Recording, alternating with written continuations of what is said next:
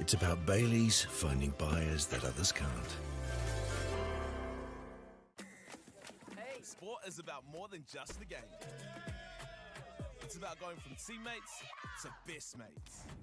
It's the high fives and helping hands. It's learning when to back yourself or back your buddies.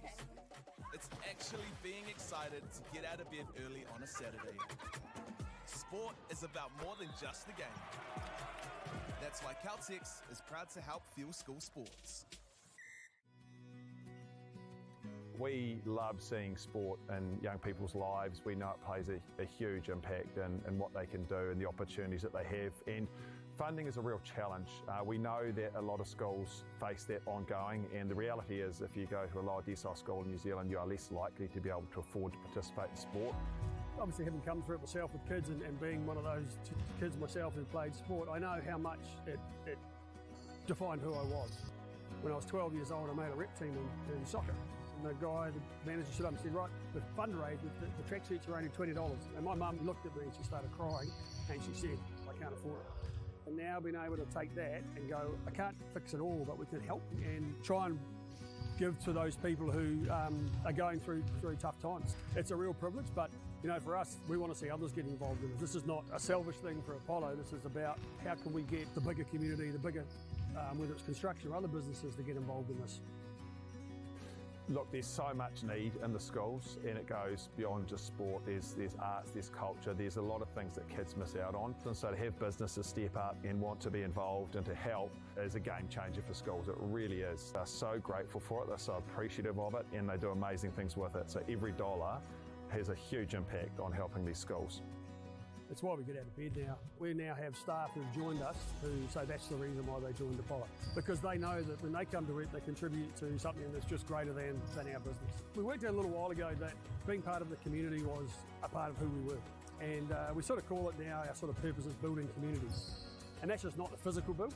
It's actually been able to help and contribute to the communities we operate in.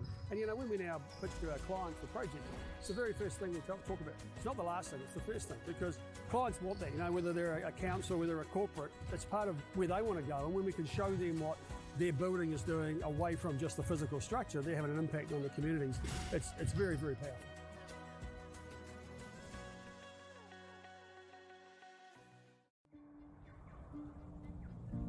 It's time for action. We are working to reduce the impacts of climate change, side by side with nature, with each other, through research, investment, and practical innovation. Because nature is not a resource, it's a collaborator. Nativa, leading with nature. Girls are twice as likely to drop out of sport. That's why 2 Degrees is committed to fighting for fair for women and girls in sport at every level. Get your Support Her merch and keep her in the game. Get the MāORI Plus app. Download now on Google Play or the App Store with exclusive viewings and 100% ad-free. Quite like top tier. Watch us anywhere, anytime. Make MāORI Plus your mate and stream now. Hoki mai rā e te iwi, anei rā ko te rauna tua rua. Ai, ki wainganui I Aotearoa whānui, rātou ko Pacifica. Nā reira kei konei mātou kei ngā papa whenua ki Rotorua nui a kahumata momoe, tēnei te papa whira o Mātātua, ne e ki ana ko Mātātua Rugby Field, Pākarane. Kei te taho te marae o Mātātua hoki, nā reira tēnei ka mihi ki te haukainga, mō tēnei wāhi wātea mō te kaupapa o te Taumata Aotearoa Ki. I tēnei rā ko te rā tuarua e rua ngā rangi, ko te rā tuatahi nā nahi I tū I ki te ai ngā kapa mai ngā kapa miki kua tohungia kia whakataitai tēnei tōnu mana ne. So tēnei mātou ki konei, anei ko te kāhui o Pacifica rātou ko Aotearoa whānui. So let's go through our Pacifica team. We have Cherish Harrison, Jarane Pritchard, Sade Pui, ko Sally Prefers, ko Hana Toa Toa, ko Arcadia Tuari, ko Jamal Whai Tupu, Batchip, ko Thomas Siu Manutafa, ko Hemi George, Raukura, ko Riley Venu Kane. Oh, I saw your name yesterday, Whaiaroha mai, ko Nikora Greening, ko Aitlin J.M. Pluden, ko Richmond Moses, ko Rosa Hengston, anō hoki ko Isi Kamoto Tali Auli. Tēnā hoki koutou o te Pacifica, koutou o Aotearoa whānui, ko Kaiaio, Te Kani Wilson, ko Kamau Hagi, ko Sammy Faulkner, ko Alice, ko Hades Parisi, ko Te Aotearoa Sampson, ko Terrell Williams Tanner, ko Casey Tauho, ko Fraser Gray, ko Darice Baiwai, ko Caleb O'Leary, ko Shayla Turner, ko Trey Brown, ko Reese Gilmore, rātou ko tū whakaia kere kere puke, ko rātou Aotearoa whānui e te iwi. Your two teams getting ready to take the papatākaro for round 2. Nā reira, Pacifica will be in Kioma position, Aotearoa whānui in Taniwha. Our kaiwawao is matua kaia wharawhara, raiwa ko ngātai. Nā reira, tēnei ka hui hui anō e nei kapa erua.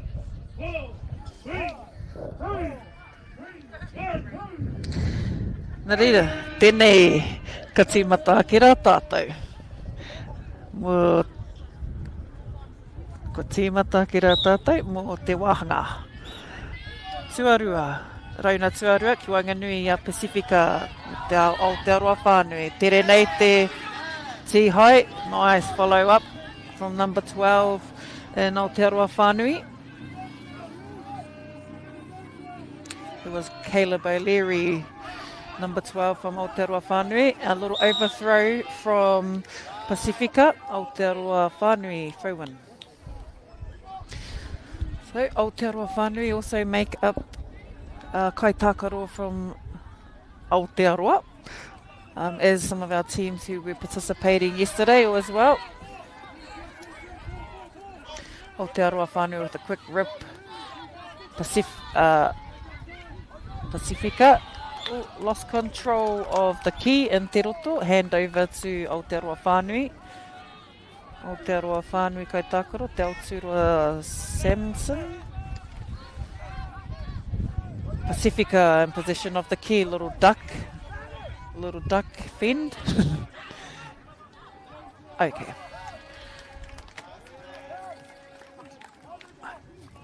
Pacifica hand over to Aotearoa whānui. Ka pai, matua kaia as head kaiwawao I runga I te papatākaro. Close interactions and close observation for matua kaia, using the ara to be able to monitor some of the work in Taroto and Pāwero. Second ref can also come in to support the head ref if they are seeing any activity in their end. Pacifica with a quick collection, nice, caught on the full, moving around his defenders and ripped by our whānui. Aroha mai mena ka hapa hau. Pacifica full position of the key, ripped by I'm going to say ara whānui, engari Aotearoa whānui. Pacifica, kaitiaki looking for Kī-ō-Rahi te ao, and Aotearoa whānui with a rip, attempt for a double rip. Looks like Matua O'Leary, Caleb O'Leary, and nice follow up from number 13. Pacifica looking for Kaitiaki, and Aotearoa whānui looking for rips. And the fend, we had a little fend of the rip. And number 12, Caleb O'Leary. Aotearoa whānui. We've got some really skilled players, but not just because of their pukinga, but because they've been playing Kī-ō-Rahi for quite a while now. And Karoha Pacifica. Ripper has fallen off in Te Roto for Pacifica, so no tupu manawa awarded. Aotearoa whānui with an attempt for tupu wairua. Number 12, Pacifica, Atlin. Atlin now with the key is Kī-ō-Ma. Looking for Kaitiaki, looking for he Kaitākaro, and closely followed by Aotearoa whānui for a rip and hand over. Aotearoa whānui for Taniwha in. Moving around the Papatākaro. Nice. Moving around the player 3, Kaitiaki, we're in Pāwero. They were about to retreat, but a handover back to Aotearoa whānui. Kaitiaki opting to leave one of the Kaitiaki in the Pāwero, and Pacifica going to attempt a tupu manawa, but ripped in Te Roto by Aotearoa whānui. Nice airtime. 11, Derice Paiwai. Must be no Tāmaki Nui Arua. Aye, nice. Karanga a Pacifica. Good call out. Jamal was ready for a tupu manawa. So Pacifica, quick throw into the Kaitiaki. And Kaitākaro, number 7, Jamal again, attempting a tupu manawa. Pacifica looking for a Kī-ō-Ma that's not marked and an unmarked. Koira te kōrero ne, unmanned rānei. But there will be a loose player out there because there should be a player with the Kaitiaki. And a tupu manawa. Kua pau te wā mo tēnei hauwha tuatahi. Ki wanganui i a Aotearoa whānui rātou ko te Moana Pacifica neha.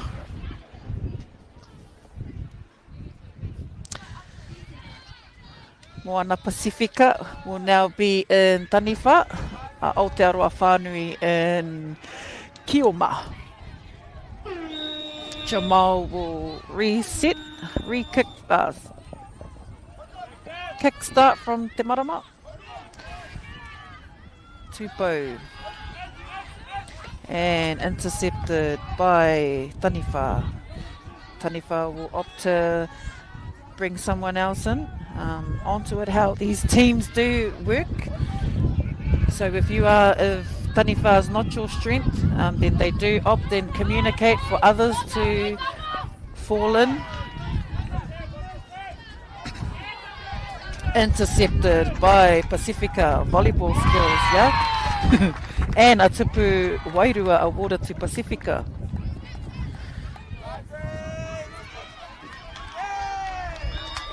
Aotearoa whānui with an attempt for a tupu manawa and restart from Te Marama, kicking to the Kaitiaki.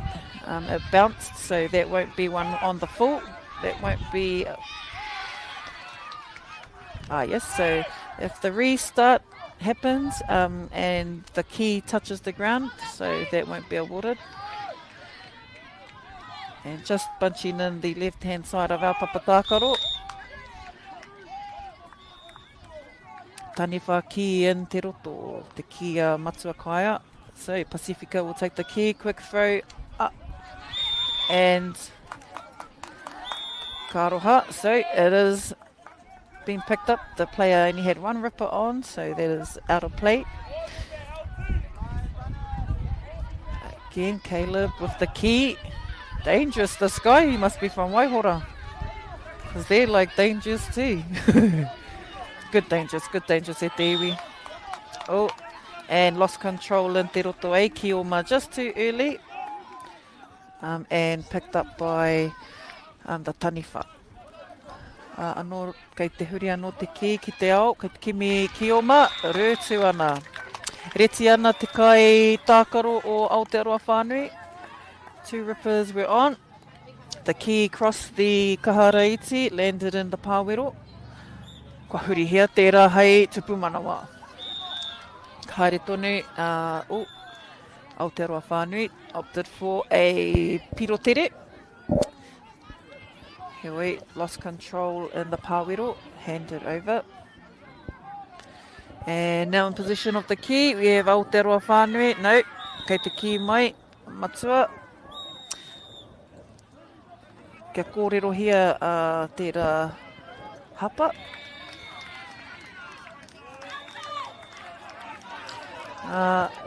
Hoki atu ki te marama, whana te ki. Feeding it out back into te ao Kī-ō-Aotearoa whānui. Nice double rip from Pacifica. And no, kei te he, kāri whakai te kaiwawao.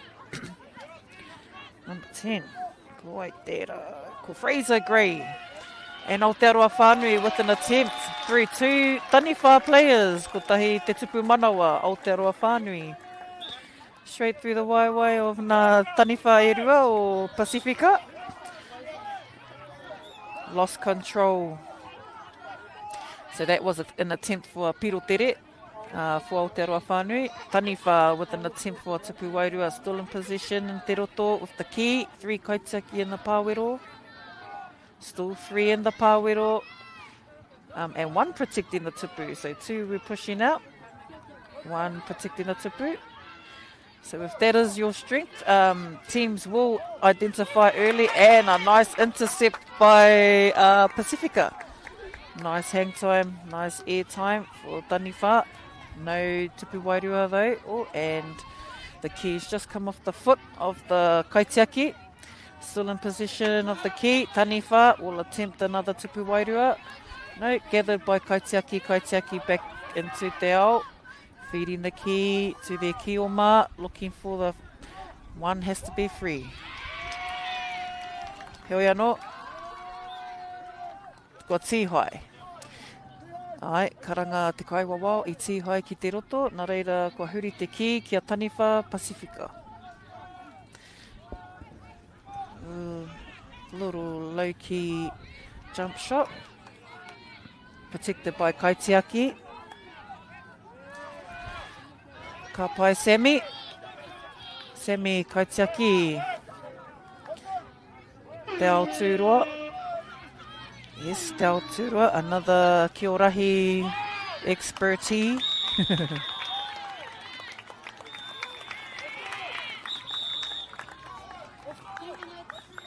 Nā reira, ai, e karangana ngā kaiwawao. We just had one player offside who was not in play, and the other player that was in play and scored a tupu manawa. Hoi anō, kei te pai. Ko ngā piro mo tēnei tākaro, ko te ono ki Pacifica toru ki Aotearoa whānui. Pūke ngā rau, ki wainga nui a rātou. Atu anō i tēnā, ko ngā kaiwawao, ko ngā tai rauwa ko matua kai a wharawhara, rauwa e arahi ana e whaka mauri anō hoki i tō rātou rauwa papatākaro. Me wā matau kai piro ki tērā pito o te papatākaro, ko rauwa hoki kei te kawe i ngā nama, ngā piro mo ia tākaro. He mahi nui tērā hoki, so e harai te mea me tangata whakapōrearea i a rātou. Engari, me noho rauwa motuhake ki ngā piro. Me noho motuhake rauwa ki ngā piro, ko ētahi wā ka pōrearea, ka whakapōrearea rānei e ētahi atu. So, me noho motuhake rauwa ngā kaipiro. Me aro hoki rauwa ki ngā kaiwawao, ki te kore, kai he, kai hapa. Engari koe nei hoki ngā pautautoko kei wainga nui te Kī-ō-Rahi. He kaiwawao matua, he kaiwawao tuarua, he kai piro anō ko ngā kai arahi te wā. Ne, kei te taki te wā, timekeepers rātou. Ai, nā reira, tēnei hau whā tuatoru ki wainga nui a Pacifica rātou ko Aotearoa whānui.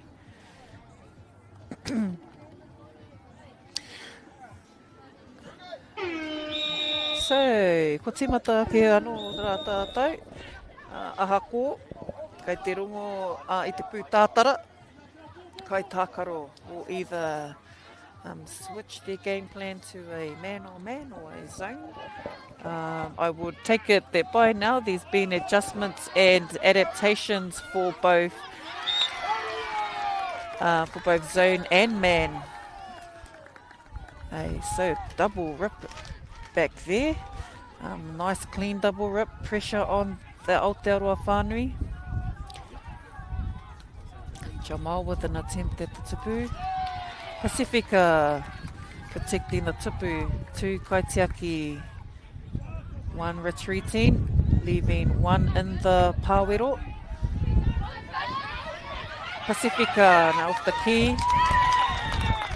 And 1 pou, 1 tupu manawa for Pacifica. Reset, restart from te marama. And straight into Taniwha hands. Carrying on, attempting at the tupu. So that can occur from time to time if the restart from the marama doesn't go directly to the kaitiaki in the pāwero. It can be easily collected by Taniwha. So kia kakama, looking for the kaitākaro.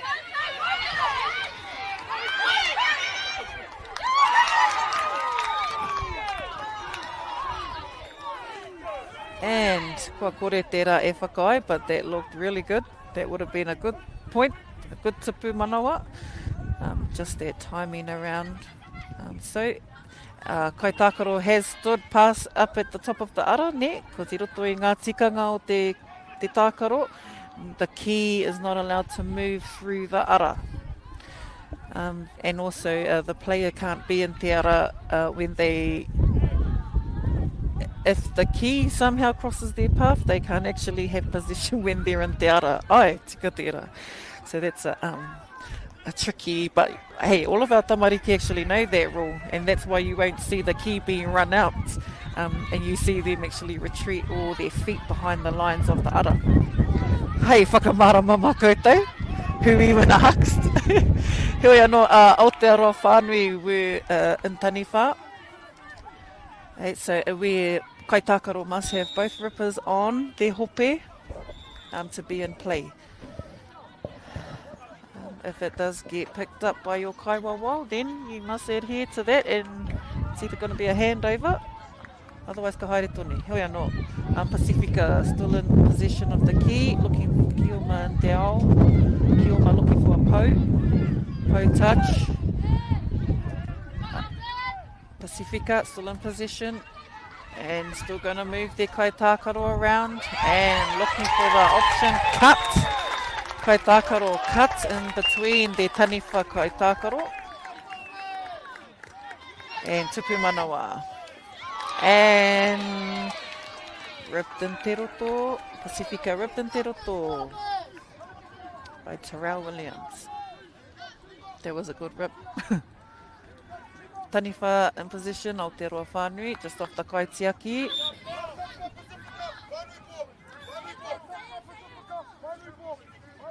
Aotearoa whānui with the key.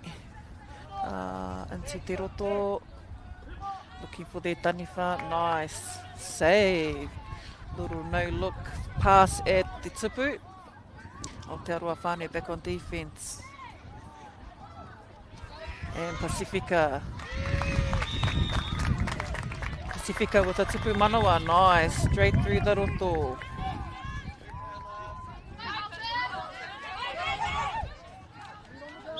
And kaitākaro just moved around the player. Atlin moving around Caitlin. Thought Caitlin might have had him. Okay, by Pacifica, nice. So Caleb keeping an eye on Isi. Someone's lost the flag out on the papatākaro. So Pacifica have 2. So Pacifica were in position, but a offside. And Aotearoa whānui in position, Taniwha Ki. Putana te ihu Aotearoa whānui. And a quick attempt for a lower part of the tupu. Heoi. Blocked, saved by Pacifica. End of our third quarter. Ki wanganui a moana Pacifica rātou ko Aotearoa whānui. Huri ana rātou noa nei ko Aotearoa whānui ki te Kī-ō-Ma. Ko Pacifica ka tū hai Taniwha. So for Taniwha in Te Roto, at any time, they don't have to be the same. Will know who their shooters are. If shooting at the tupu is not your strength, then you will then retreat and bring in someone else. Nā reira, koira te whakatau. That's also what occurs out on the papatakaro. Aotearoa whānui in possession. Aotearoa whānui looking for the key, looking for options in te ao. Kaiwawao ensuring that they are not fending neha, so that is also tērā take ka kore taia. Oh, so some collisions, just that little collision as players are running from te ao through to Te Roto and trying to also keep their composture. Hey, trying to keep their feet behind the line before they get picked up.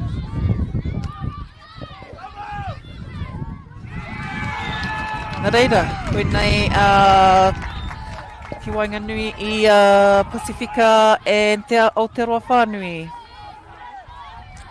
Blocked by Aotearoa whānui. And again regathered, looking for a kaitākaro in te ao. Kī-ō-Ma, looking for options. And if there is space, no. So there is a call being made. And if the call is made from the kaiwawao, then we adhere to that.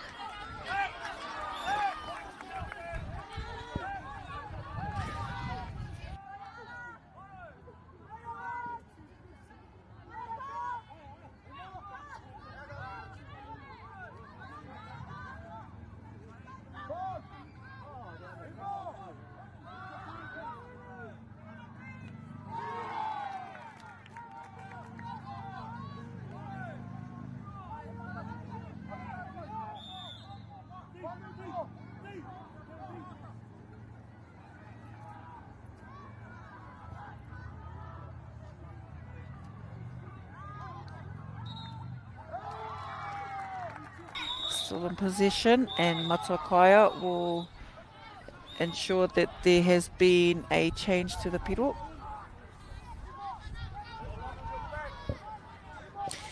Aotearoa whānui on defence, and Pacifica now in Taniwha. The key still in play, and a double rip for Pacifica. Aotearoa whānui now on defence, so once Taniwha shoot at the tupu, they must retreat back out of the pāwero.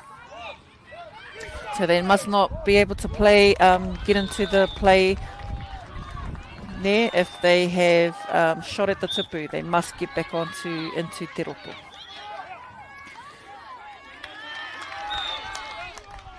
And ripped in Te Roto, so no tupu manawa for Aotearoa whānui. Pacifica will take advantage of the key, feeding the key into Te Roto.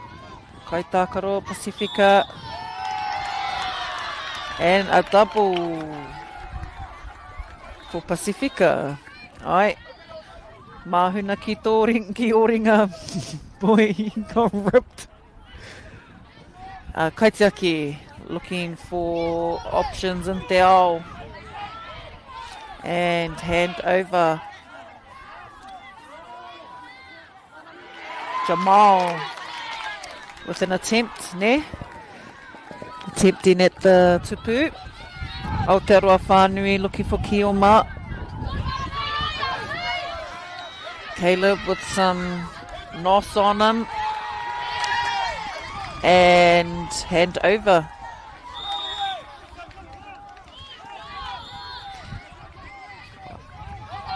Okay, Kaitiaki in position. Double in the corner there from Pacifica to an Aotearoa whānui, Kaitakaru. Nice. Bit of activity, a little bit of a lot of interaction here between our Aotearoa whānui, Kī-ō-Rahi, Pacifica, Essie, with an intercept of Doom. And that brings us to the end of our fourth quarter between Pacifica, Moana Pacifica, rātou ko Aotearoa whānui. And just as our score changes, we will have 12 to Aotearoa whānui, 8 to Moana Pacifica. Mai tōni mai rā e te iwi, ko te raina tuatoru e whai ake nei.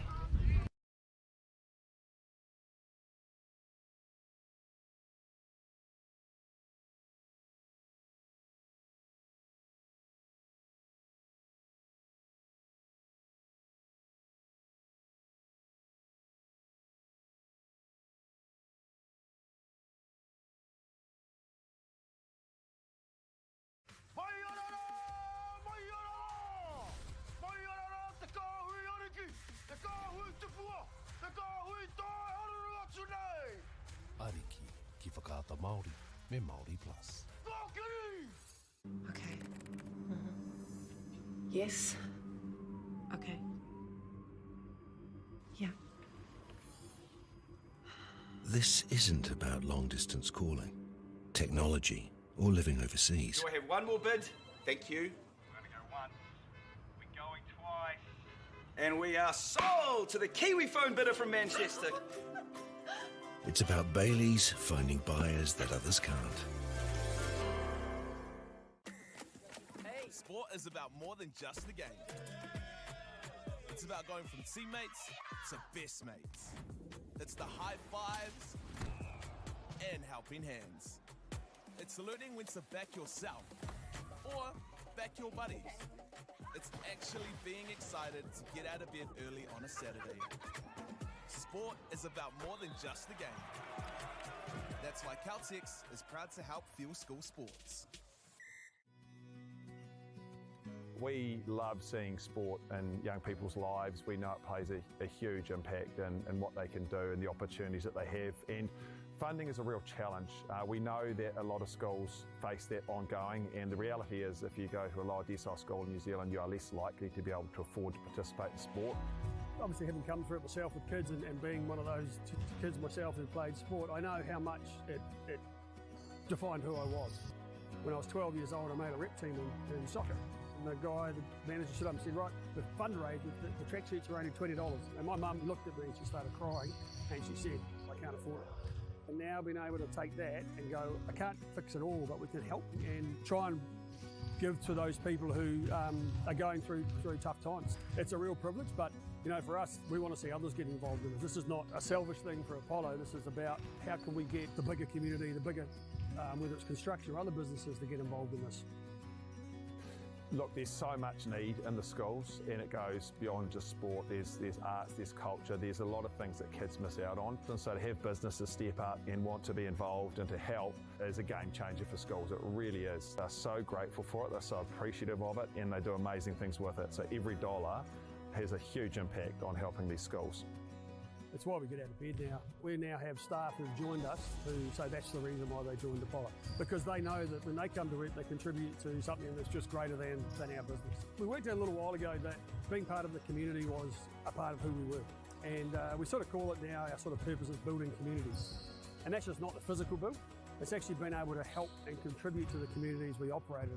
And you know, when we now pitch to our clients for projects, it's the very first thing we talk about. It's not the last thing, it's the first thing, because clients want that, you know, whether they're a council, whether they're a corporate, it's part of where they want to go. And when we can show them what their building is doing away from just the physical structure, they're having an impact on the communities. It's very, very powerful.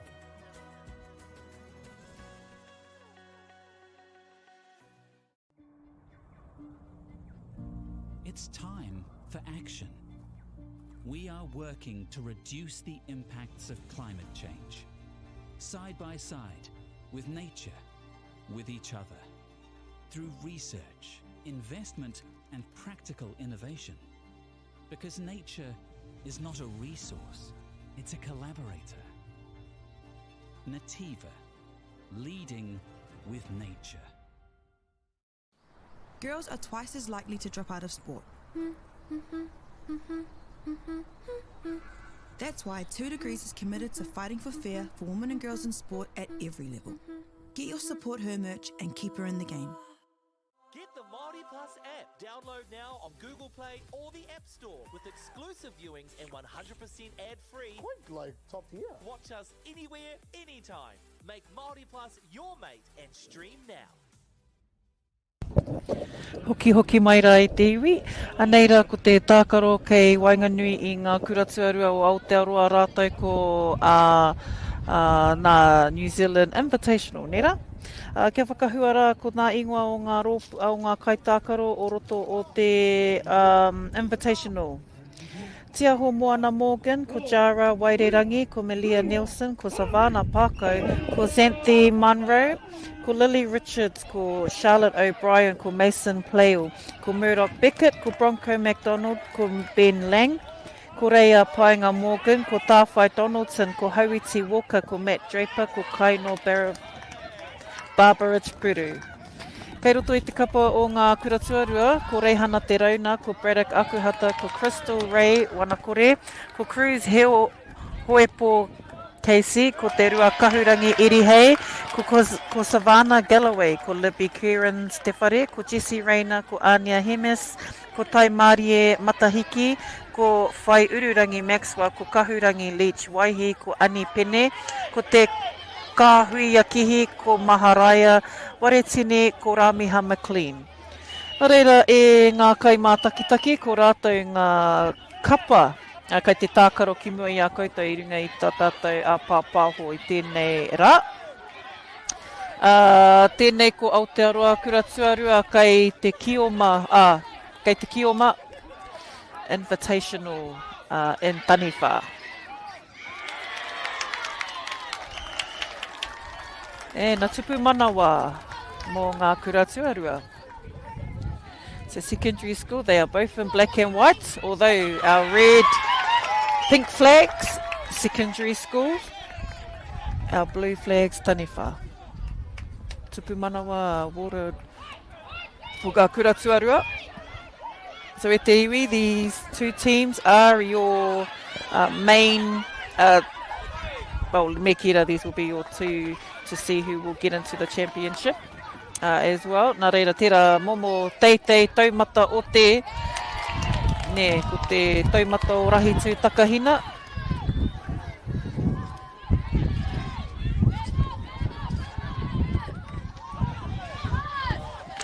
And our kaiwawau.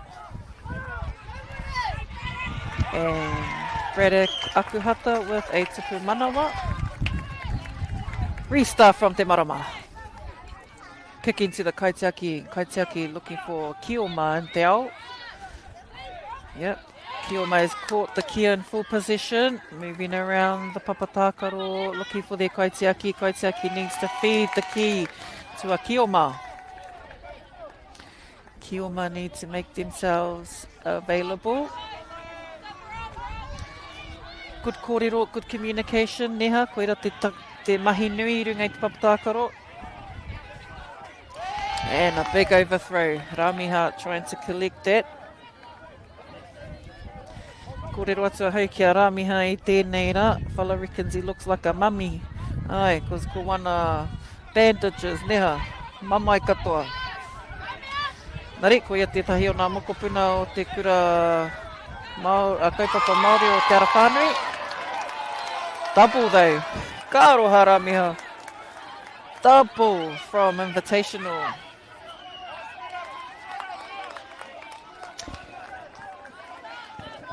O te rā, Invitational now in Taniwha.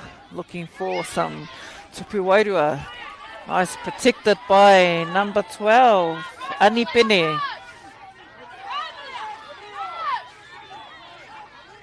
So Kai Tākaro will look for a pou in te ao and ripped by Invitational Kai Tākaro. Playing on. Picked up by secondary school and tupu manawa for ngā Kuratuarua. And quick handover, play on. And a tupu wairua. Ramiha ripped, one ripper gone. Ki gone. Ki in position. Oh, Kuratuarua. Handover, Invitational.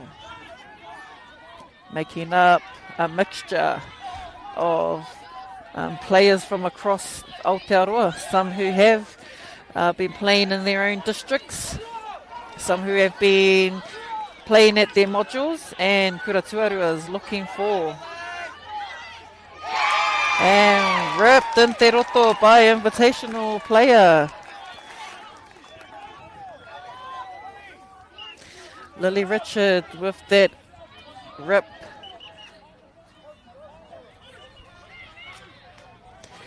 Nice. Kuratuarua with the option. No, it's been ripped in te ao. And yes, our Kaiwawao has seen that, and we are heading up to the end of our first quarter. First quarter, nice intense quarter between Invitational and secondary schools. Quick little changeover. Ngā Kuratuarua will now be in Taniwha. Aroha mai. Invitational and Kī-ō-Rahi. Haere ana te pūtātara. Ko tini nā Kai Tākaro. And rippers is what we're after. Yeah, tere ana.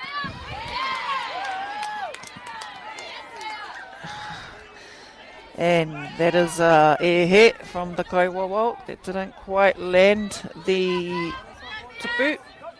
Could have come, that echo could have been off the boot. And a tupu wairua. Okay, 5 we're in te roto. So no tupu manawa, no tupu wairua for the Taniwha. And just an overthrow into the tāpaparoa. So every second, every minute does count in the on the papa tākaro ne, because you only have 5 minutes. It's a 5-minute quarters. So yeah, you're trying not to waste as much time as you can. So players will be cutting, and players will be running off some zones. Now Taniwha are all good. Taniwha are all right because they can run through te roto, but your Kī-ō-Rahi can't. Yep, so he kōrero te mahi.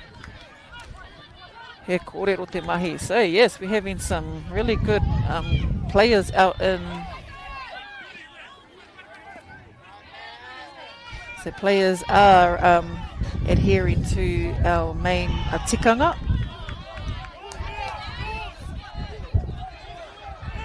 So yeah, quick play there, eh? So not only are our Kaiwawao watching all the moves, they also have to watch the feet, the two hapa.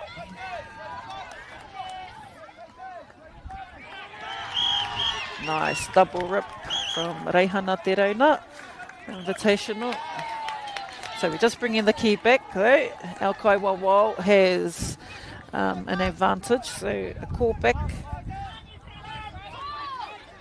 And back into play. Invitational will feed out into te ao looking for a Kī-ō-Rahi. And Kaitiaki will keep looking out. Eyes on. Invitational looking for another Kī-ō-Rahi. Flags, all players keeping an eye on their flags. And a tupu manawa for Invitational. Oh, and a bit of collision. Okay, tūpato wera.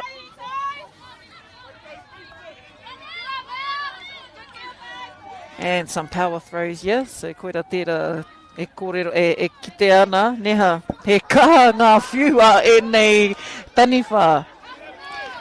So maybe our fields are a bit small. Nah. So a double in our corner there.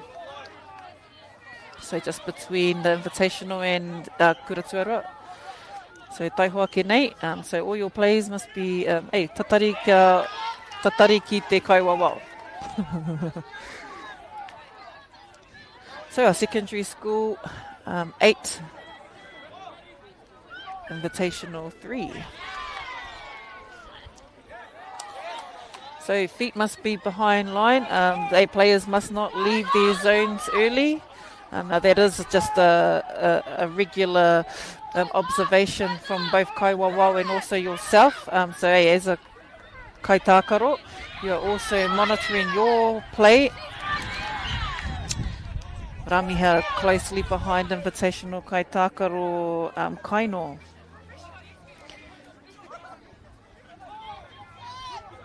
So, man-on-man action, you can see that's the strength from both teams. There's got to be a loose player somewhere. So, 5 seconds. We've wasted time in Te Roto. So, just as the Taniwha have 5 seconds to shoot at the tupu, so we actually do the kaitiaki. The kaitiaki has... Oh! Now we've had a rip in Te Roto. Nice effort from our Invitational Kioma. So 5 seconds to shoot at the tupu for your Taniwha. Also for the kaitiaki, they too have 5 seconds to pass the key. They can't lag. Ne, tērā momo o te leg. So, ai. Rātou tērā. Otira, koe nei te wāhanga me te hauwha tuarua, kua oti i a rātou. Whai ake nei ko te hauwha tuatoru. So, half time between the Invitational and secondary school. 8-4 to secondary schools. The categories also that the teams have been playing for and out of are the secondary schools are playing under the Taumata Aotearoa Ki category net. So Taumata Aotearoa Ki, ai, ingara o mua, nā. Koe ia te Kī-ō-Rahi tū takahina in the flesh. Oh, karekau ko koroheke. Enari, ai, nā ko Taumata Aotearoa Ki. Whakamana na tērā uri, no te tai rāwhiti anō hoki. No roto o te aitana hauiti. Tērā o ngā kaitākaro. Anō hoki, the New Zealand Invitational have been invited in under the Te MΑИORI category. So, e mihi ana kia kōrua tāmati tangohau kōrua ko te MAIORI. He kaitākaro o mua. Ko rāua hoki he pau ki runga i te papatākaro. Nā reira tēnā kōrua. Ake ne pea a te rātau e ki te kanohi i a kōrua. Enari, anei, ko ngā kapa kairaro i tā kōrua wāhanga, kua tapaina. Nā reira, ko ngā kura tuarua kua hoki atu ki te Kioma Invitational team now in Taniwha.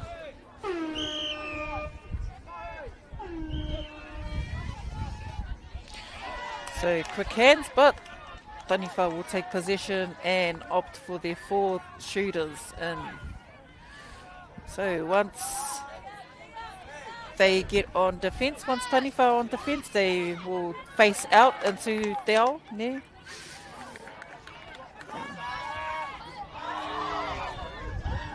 So, huti ana, parahuti nā waiwai o wēnei, tere ki tō rātou oma i te whira, kua kite. We've just had a change of key. You might see the white and blue key, or you might see the yellow.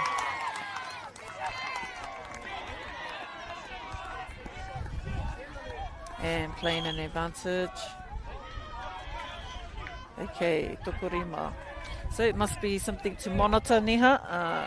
Just keeping an eye on your players in te roto. So te tikanga, toko whā ngā tani whāne. If you are picked up by the kaiwa wao with 5 being in, then o kua maukue. Oh, power throw from Invitational.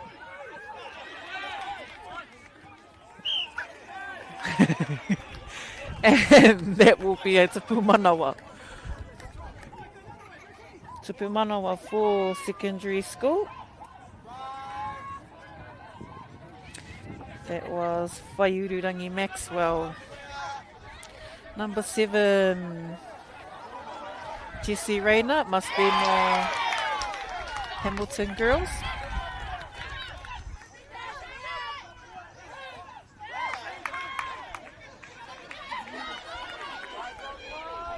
Ramiha juggling and a double. Double just on our far side there. So bring it back. Invitational Ki. Nice footwork out here. Actually, nice defense. There's been quite a bit of defense. So the markers, yeah. Man on man. Tactic. And kura tuarua, kotahi te pau, tupu manawa ki ngā kura tuarua. New Zealand Invitational still have some time to move, these scores. A double from Invitational Kai Tākaro. Keeping the key, 5-second shot clock. Sounded like a little nip. Nip on the tupu, kareko, and protected by Ani Peke. Sorry, Ani Pene. And a double.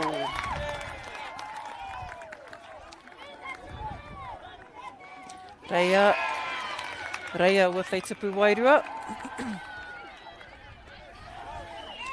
And just hanging out in that corner, we've got 2 Kai Tākaro. Okay. Whakarongo ki te kaiwa wau. Throw in for New Zealand Invitational from the Tāpaparoa, looking for taniwha. 3 kaitiaki in the pāwero. 5 seconds for the taniwha to shoot at the tupu. And tupu manawa for ngā kura tuarua. Braddock Akuhata with 1 tupu manawa.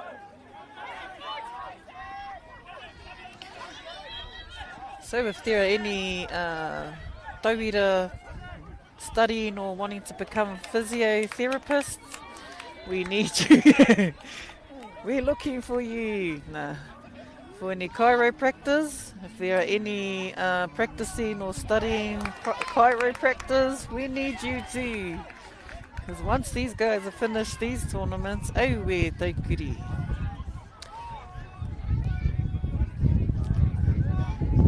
Shot clock still happening. Taniwha with the key. Attempt at the tupu. 3 kaitiaki in.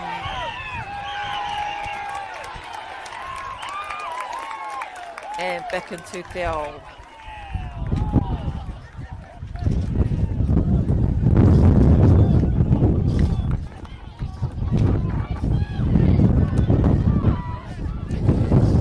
Start in te marama. Oh, kei te pupu he te hau ki konei ki Rotorua. And our secondary schools, yep, still in possession. Looking for Kai Tākaro and te ao, ripped in te ao. Kai Tākaro must look for the kaitiaki to feed out into te ao. And the Kioma looking for kaitiaki. Kaitiaki needs someone open in te ao and someone confident to come through for a tupu manawa. Hoi, ka whakawhiti tātou nā te mea ko ngā kura tuarua ka taniwha ko New Zealand Invitational ka tū rātou ki te Kioma. So, haere te wā. Kare anō I pakaru nā tinana. But, te pakari. Still out here, fourth quarter between ngā kura tuarua and the New Zealand Invitational.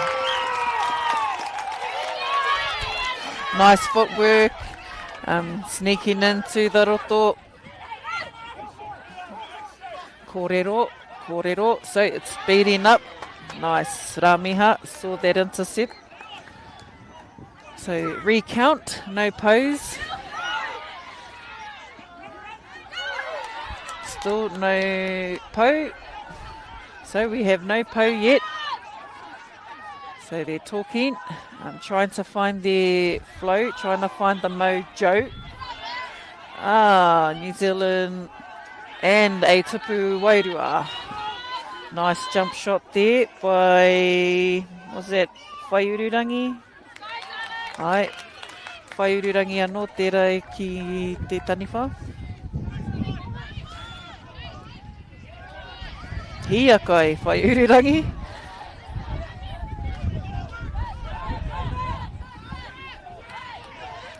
Oh, ripper.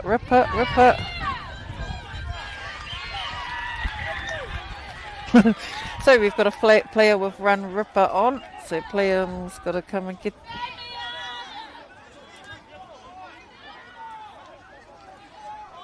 Okay, so rippers must be on their hope. 2 rippers on to be in play.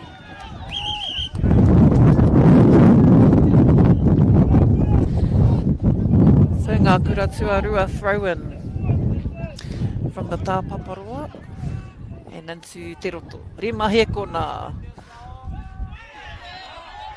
Oh. Okay, no court, no tupu wairua. Rima he kona. Yep, so watch your feet over the line. Player just going to go through. Ahakoa. So I wonder if you can have 4 taniwha in on defence. And tupu wairua from Reihana Te Rauna. New Zealand Invitational with the key. 1 ripper gone.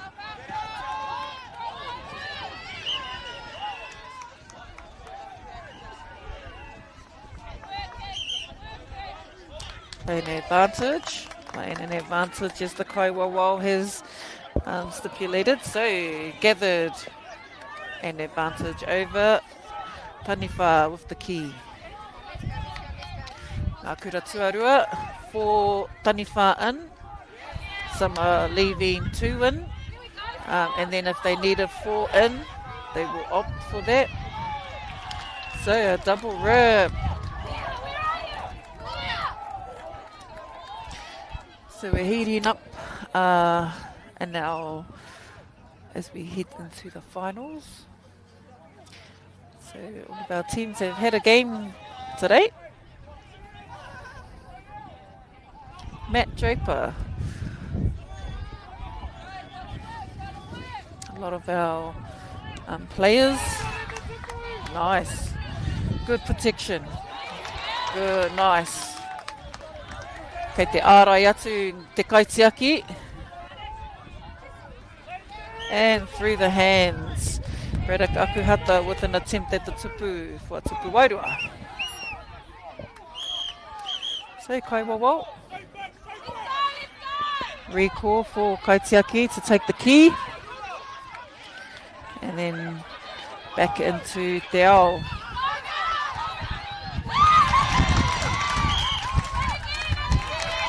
And 2 awarded to New Zealand Invitational.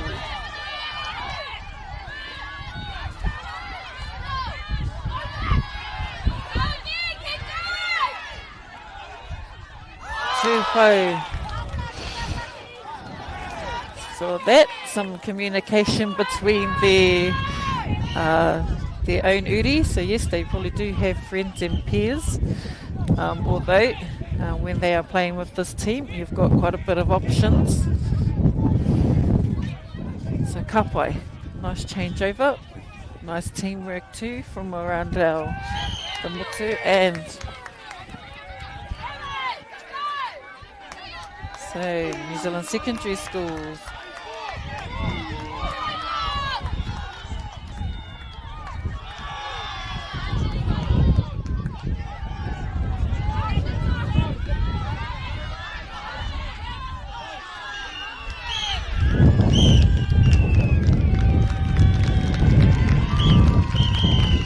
And we are now at the end of our fourth quarter between New Zealand secondary schools and the New Zealand Invitational team. Just a quick little eyes on the field actually. So return back, hoki hoki mai anō rā e te iwi.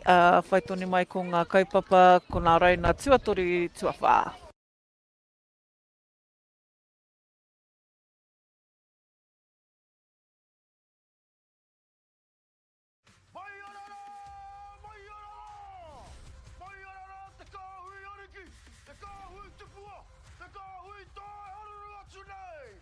Ariki ki whakaata Māori me MāORI Plus.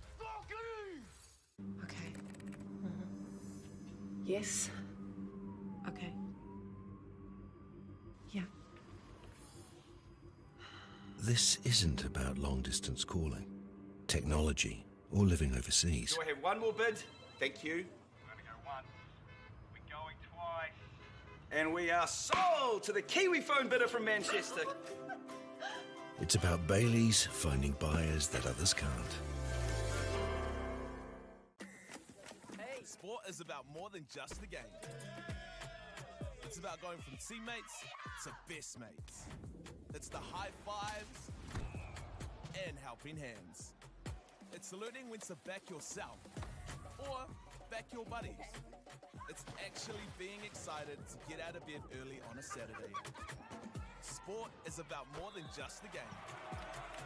That's why Caltex is proud to help fuel school sports.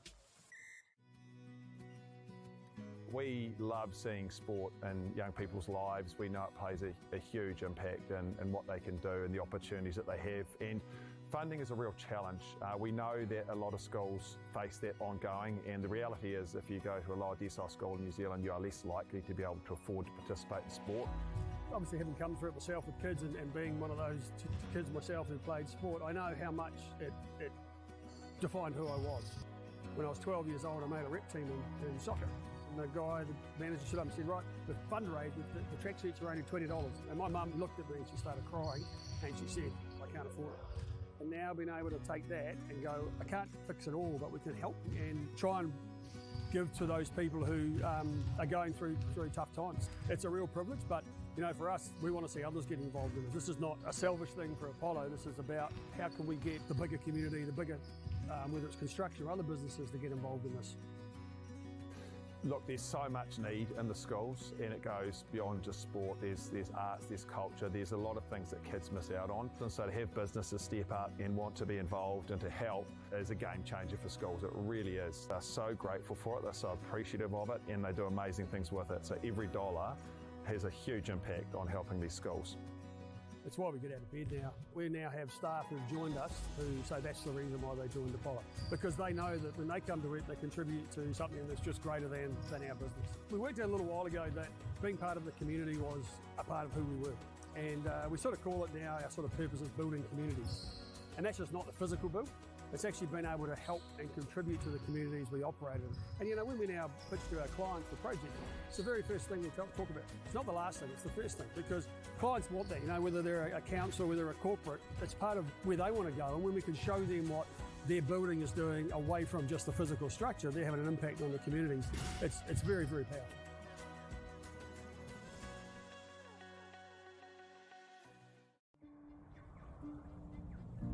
It's time for action. We are working to reduce the impacts of climate change, side by side with nature, with each other, through research, investment, and practical innovation.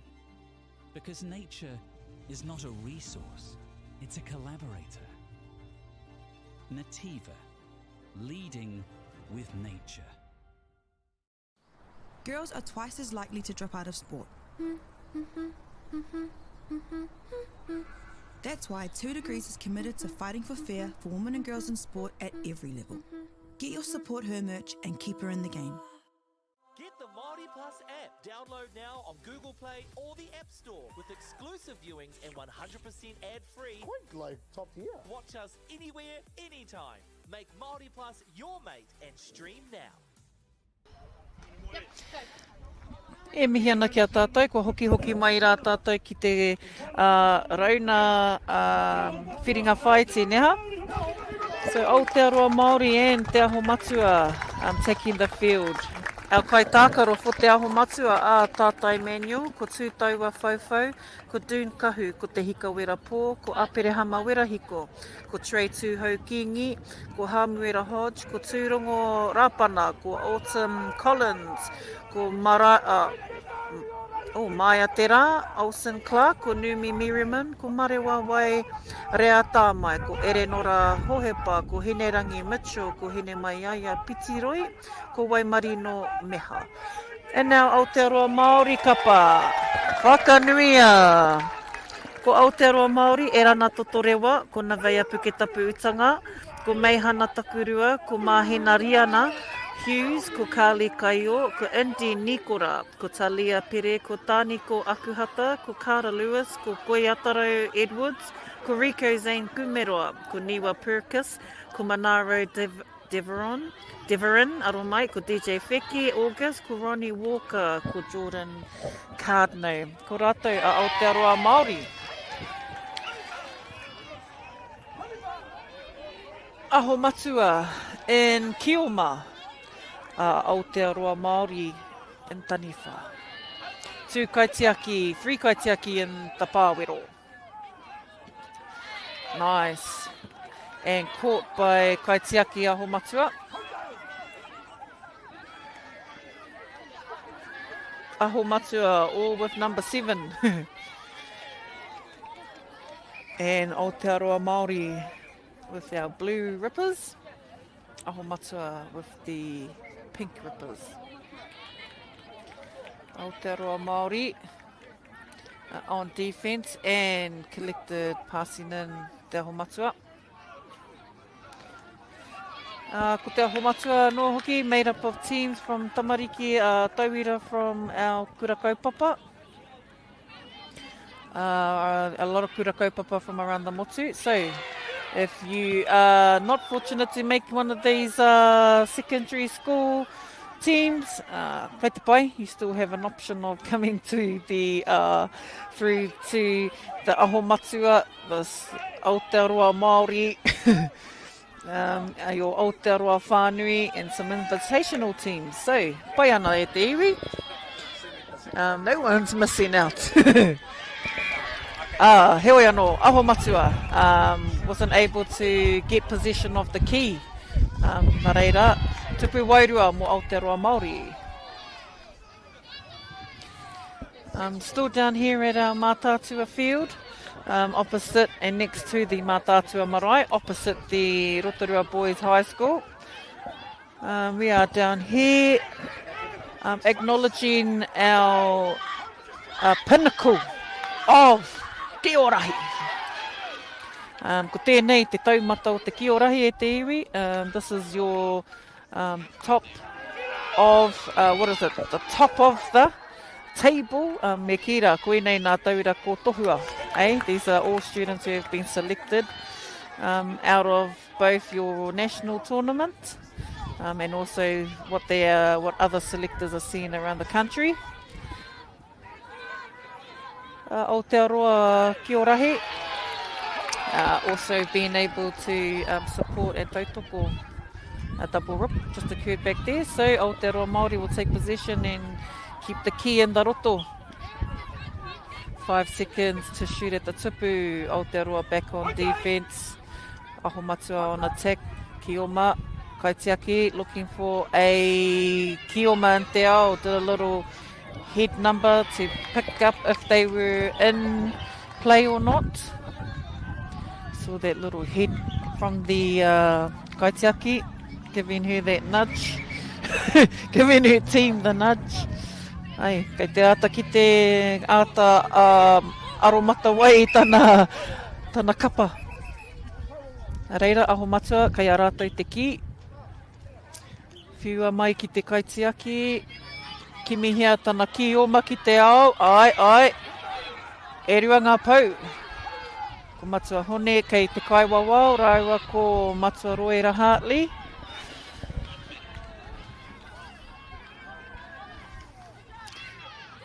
Aotearoa Māori, kei a rātou te ki. In position, Taniwha. No tupu wairua for Aotearoa Māori, back on defence, facing out, looking for their Aumatua Kī-ō-Rahi. Ko tahi te pau. Aotearoa whānui was looking for a rip. No, needs possession of the ki. Koera te tikana o te tākaro ne, me e rua ngā tīhai ki ngā hope. And they must be in play, to be in play. Koera te kōrero. Te tiro mai. Ko tahe tupu wairua. E tupu manawa e rua. Tū pau, tupu manawa. Piro tere from Aumatua. And Tihai. So our Kaiwawao has called a Tihai for Kī-ō-Rahi. Ko hiri nai nei, ko tini, tātou, ko tēnei wāhanga i nai nei, Aotearoa, o kau Kī-ō-Rahi, te Aumatua and Taniwha. Quick change around. Just want to whakamihi our kai tautoko, whakaata Māori, ko koutou tērā, o tira ko Caltex rātou ko Apollo Projects, ko Bailey's hoki rātou, kei te tautoko mai i tēnei puna Kī-ō-Rahi, kei te āwhina hoki rātou, kia whakapāoho mai tēnei tākaro kirunga i te ipurangi, anō hoki ki roto i tā koutou kaina. So big mihi to our sponsors, thank you fellas. But anei ki te mihi ki e nei kai tākaro throughout the 2-day tournament. Boom, shaka laka. Che, miharo ana e tōki. Ana koira te teiteitanga. Hoi anō, tihai ki te roto. Aumatua looking for a tupu wairua blocked by Aotearoa Māori. Taniwha Aumatua looking for a Taniwha to shoot at the tupu. Aotearoa lost control of the ki and te roto. Ko hoki atu te ki ki Taniwha Aumatua with the tupu wairua. Nice airtime and blocked by Aotearoa Māori.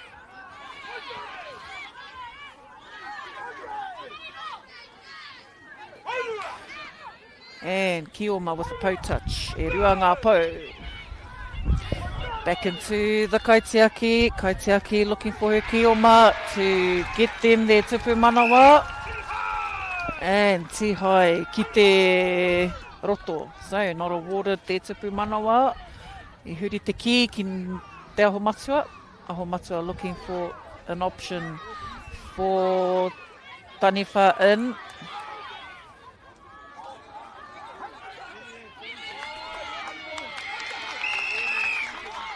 Ko tahi te pau, ko tahi te tupu manawa ki Aotearoa Māori. Aotearoa Māori looking for a quick piro, karekau, nice little air capture. And huri hope ana he oi, ripped in te roto, hand over to te Aumatua. Aumatua went for a tupu wairua, not collected. So they'll throw in from the tāpaparoa into te roto. Little bounce. Oh, little twist of that, the knee. These ones in the twist knees, man. Tihai ki te roto. Tihai from te Aumatua. Te Aumatua looking for some clear shots at the tupu. No, protected well by Aotearoa Māori. Aotearoa Māori looking for a pou. Swinging around, moving around the pou. Pou toru.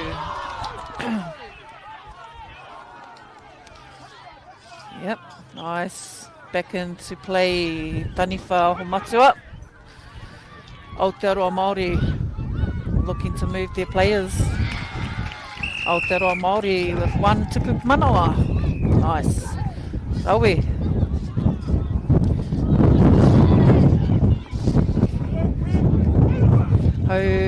Paurua.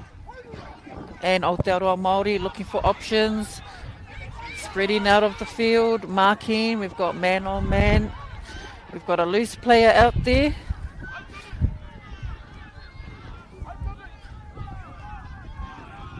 And a tupu wairua. The Ki has just touched the tupu. And throw in for Te Aumatua. Ano. So, 2, 3 Taniwha in Te Roto. And tupu wairua.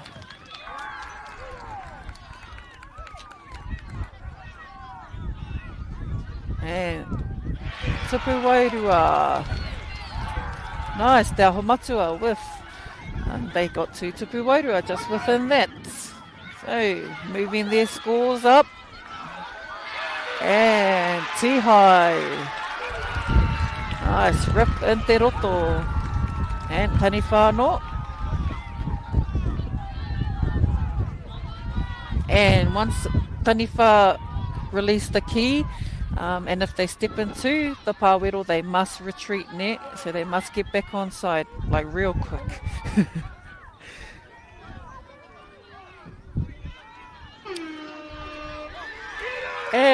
Piro ana mo te tupu wairua Aumatua.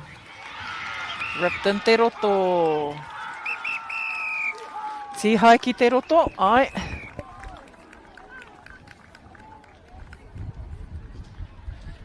Nā reira, ko huri anō tātou, ko haurua te wā, tēnei wāhanga ka whakarite ngā kai wawa, o tira ngā kai arataki.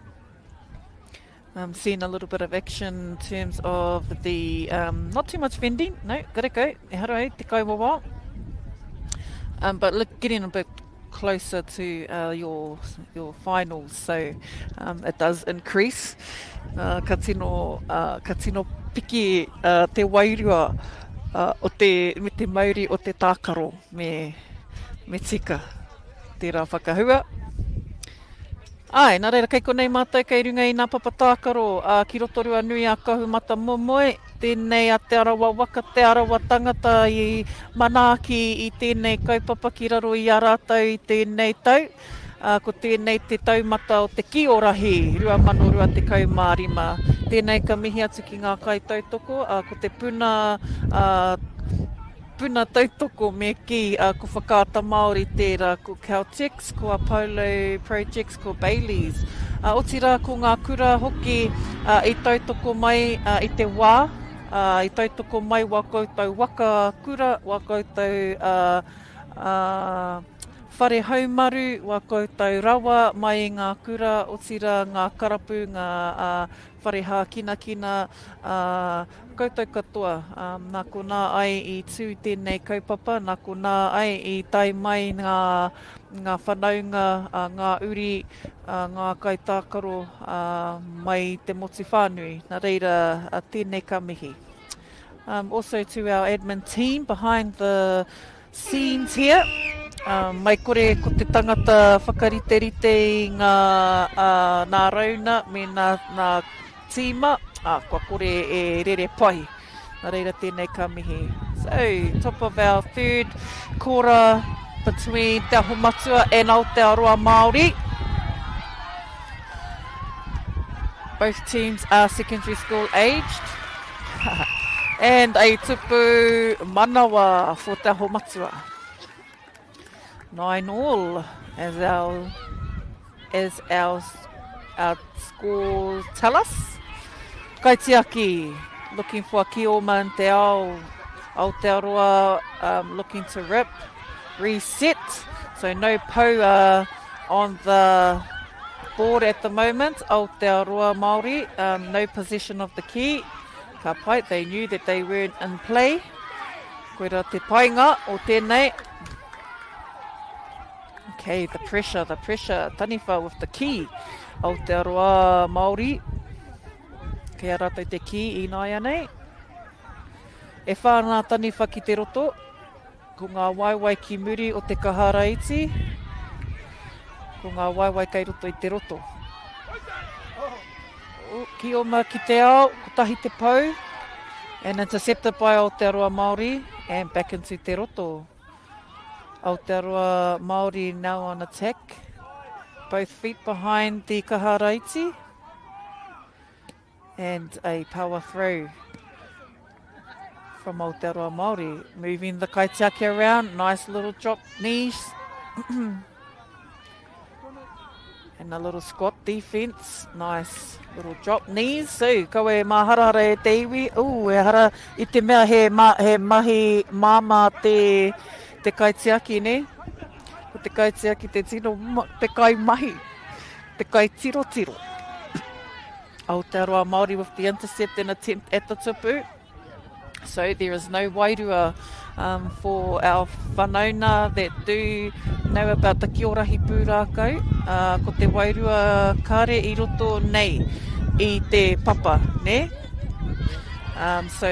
But there is still an emphasis of wairua in terms of if the ki touches the kaitiaki and the kaitiaki touch the tupu, kei reira ko te wairua.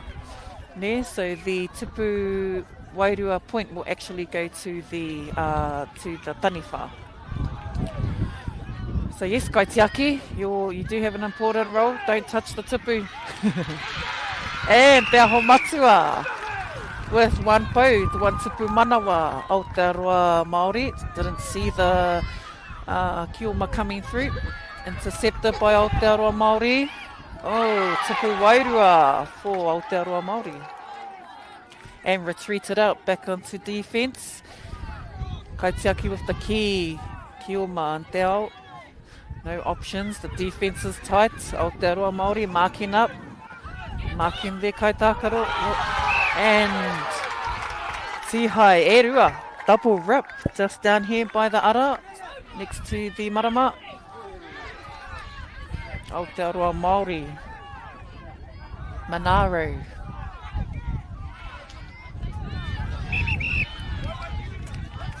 Waiwai ki runga, yes, so your feet must be on, must be tūranga waiwai. Your feet must be tūranga waiwai when you are either trying to collect the ki, yeah. So back into te ao.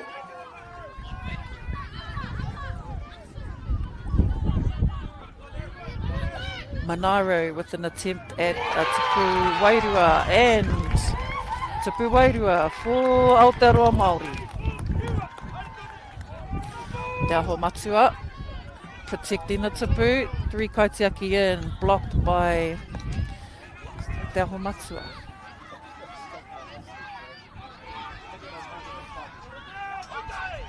Tautahi. Bit of communication out on our papatākaro, that's good. More communication on the sidelines. He oi anō, koera te mahi tēnā e nei taumata. Ko tahi, te tupu wairua, Aotearoa Māori. Te Aumatua protecting the tupu, two kaitiaki around the tupu. One on the rebound.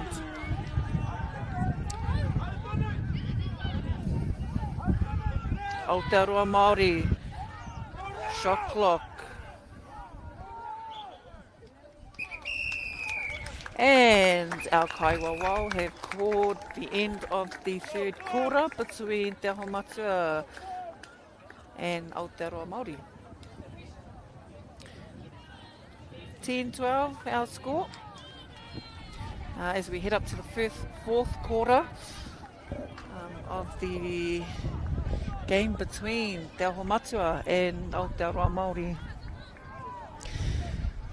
Kei te whiti mai te rā ki tēnei papa whenua, kei mā tātua rugby field mātou, ki konei e whakanui ana ko te Kī-ō-Rahi.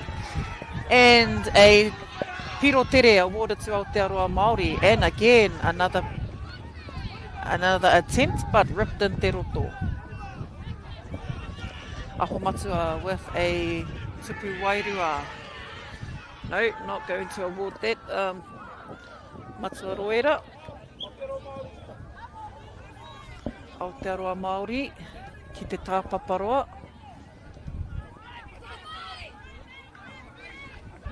Aotearoa MāORI. Ti hai, te kōreroa matua hone. Ko ti hai erua. Kei waho te tāpaparoa ki te...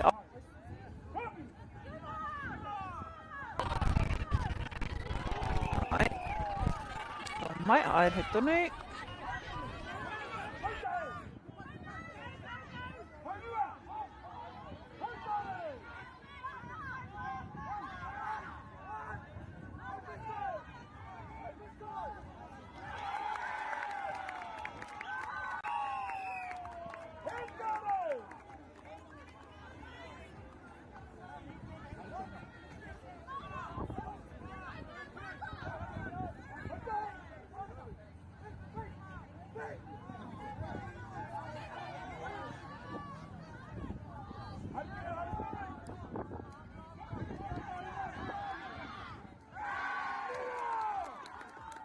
Aotearoa MāORI me te Aumatua.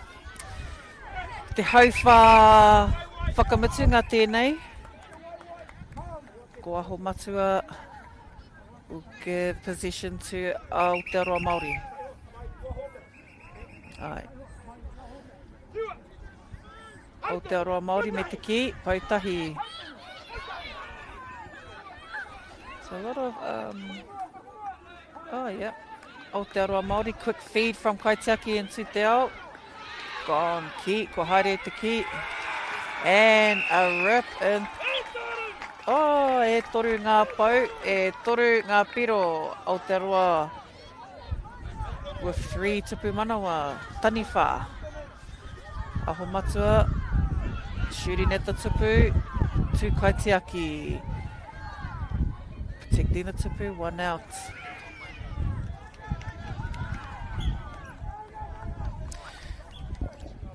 Ki mai hoki te kaiwawau. So, back into te roto, Aumatua ki.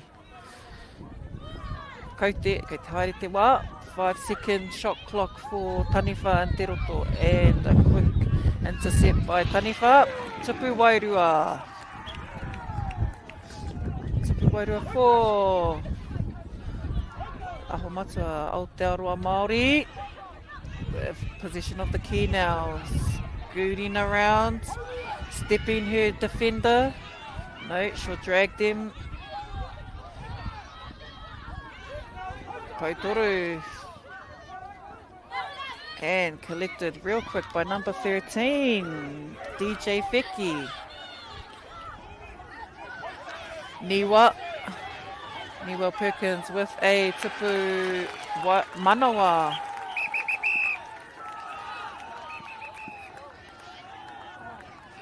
And a call from our kaiwawau. No, that would have been real flash though, but not awarded. Aumatua. Aotearoa MāORI in possession, stepped his defending players for a tupu manawa. Kari eke, ripped in te roto. Aumatua will take that. Taniwha attempt at a tupu wairua, retreating back into te roto. Okay, left-handed. Left-handed softballer through. Tāniko with a save. 3 Kaitiaki in the pāwero. Number 12, Kuwaitera Manaro. Tihai in te roto, te Aumatua. Nice, rip in te roto.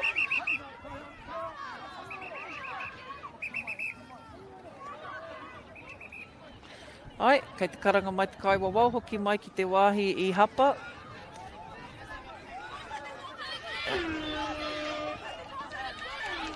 Haere tonu te wā, haere tonu ngā tākaro. Wa pau hoki ngā hēkona ki te hau whā whakamutunga ki Wainganui ia Aumatua rātou ko Aotearoa MΑORI. Looking forward to Pumanawa. Kua tīhai ki te roto Aumatua, did not let them through with that final point. Nā reira e te iwi, mautoni mai, ka whai ake nei ko ngā whiringa toa.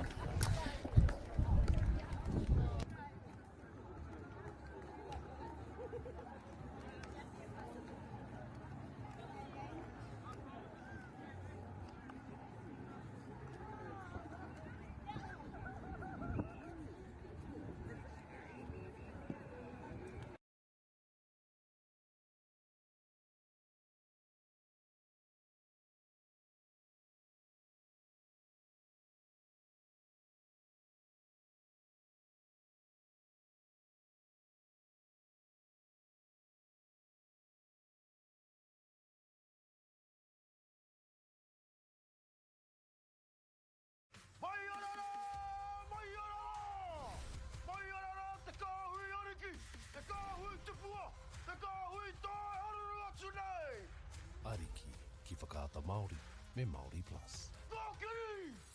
Okay. Yes. Okay. Yeah. This isn't about long-distance calling, technology, or living overseas. Do I have one more bid? Thank you. We're going to go once. We're going twice. And we are sold to the Kiwi phone bidder from Manchester. It's about Baileys finding buyers that others can't. Hey, sport is about more than just the game. It's about going from teammates to best mates. It's the high fives and helping hands. It's learning when to back yourself or back your buddies. It's actually being excited to get out of bed early on a Saturday. Sport is about more than just the game. That's why Caltex is proud to help fuel school sports. We love seeing sport in young people's lives. We know it plays a huge impact in what they can do and the opportunities that they have. And funding is a real challenge. We know that a lot of schools face that ongoing, and the reality is if you go to a lower decile school in New Zealand, you are less likely to be able to afford to participate in sport. Obviously, having come through it myself with kids and being one of those kids myself who played sport, I know how much it defined who I was. When I was 12 years old, I made a rep team in soccer. And the guy, the manager, stood up and said, right, the fundraise, the tracksuits are only $20. And my mum looked at me and she started crying and she said, I can't afford it. And now being able to take that and go, I can't fix it all, but we can help and try and give to those people who are going through tough times. It's a real privilege, but you know, for us, we want to see others get involved in it. This is not a selfish thing for Apollo. This is about how can we get the bigger community, the bigger, whether it's construction or other businesses, to get involved in this. Look, there's so much need in the schools, and it goes beyond just sport. There's arts, there's culture, there's a lot of things that kids miss out on. And so to have businesses step up and want to be involved and to help is a game changer for schools. It really is. They're so grateful for it, they're so appreciative of it, and they do amazing things with it. So every dollar has a huge impact on helping these schools. It's why we get out of bed now. We now have staff who've joined us who say that's the reason why they joined Apollo. Because they know that when they come to it, they contribute to something that's just greater than our business. We worked out a little while ago that being part of the community was a part of who we were. And we sort of call it now, our sort of purpose is building communities. And that's just not the physical build. It's actually been able to help and contribute to the communities we operate in. And you know, when we now pitch to our clients for projects, it's the very first thing we talk about. It's not the last thing, it's the first thing, because clients want that, you know, whether they're a council, whether they're a corporate, it's part of where they want to go. And when we can show them what their building is doing away from just the physical structure, they're having an impact on the communities. It's very, very powerful.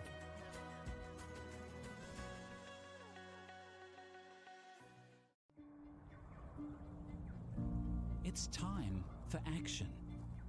We are working to reduce the impacts of climate change, side by side with nature, with each other, through research, investment and practical innovation. Because nature is not a resource, it's a collaborator. Nativa, leading with nature. Girls are twice as likely to drop out of sport. That's why 2 Degrees is committed to fighting for fair for women and girls in sport at every level. Get your Support Her merch and keep her in the game. Get the MāORI Plus app. Download now on Google Play or the App Store with exclusive viewings and 100% ad-free. Quite like top tier. Watch us anywhere, anytime. Make MāORI Plus your mate and stream now. Ka pai, hoki mai anō e te iwi ki tō tātou kaupapa o te taumata Kī-ō-Rahi. Our next 2 teams are Cook Island and Aotearoa Whānui. Let's go through our Aotearoa Whānui team. Kai ai o te Kani Wilson, Kamaili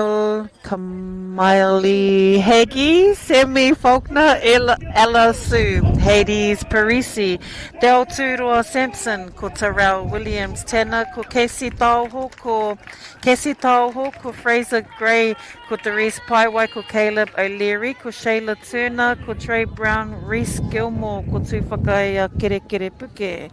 In our Cook Island team, we have Cody Rimitsu, Cole Randall, Desiree Wilson, Nixon Awa, Mokorai he Maui Refa Korowai, Ngātsi Kaura, ko Amani Clark Jones, ko Waihania Awa, ko Anahera McLean, Emma, ko Mila G, ko Oraka Pohatu, ko rātou a te iwi o Kukiairani, te kapa o Kukiairani, ne?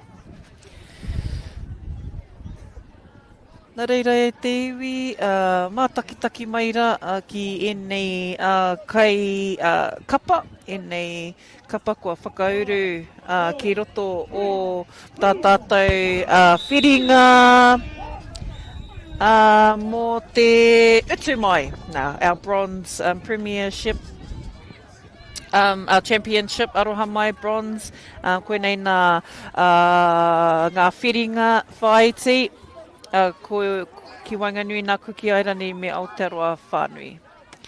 Aotearoa Whānui in Kī-ō-Ma, Kukiairani and Nativa. Our 2 kaiwawao. Kei konei a matua kaia ki runga I te papa.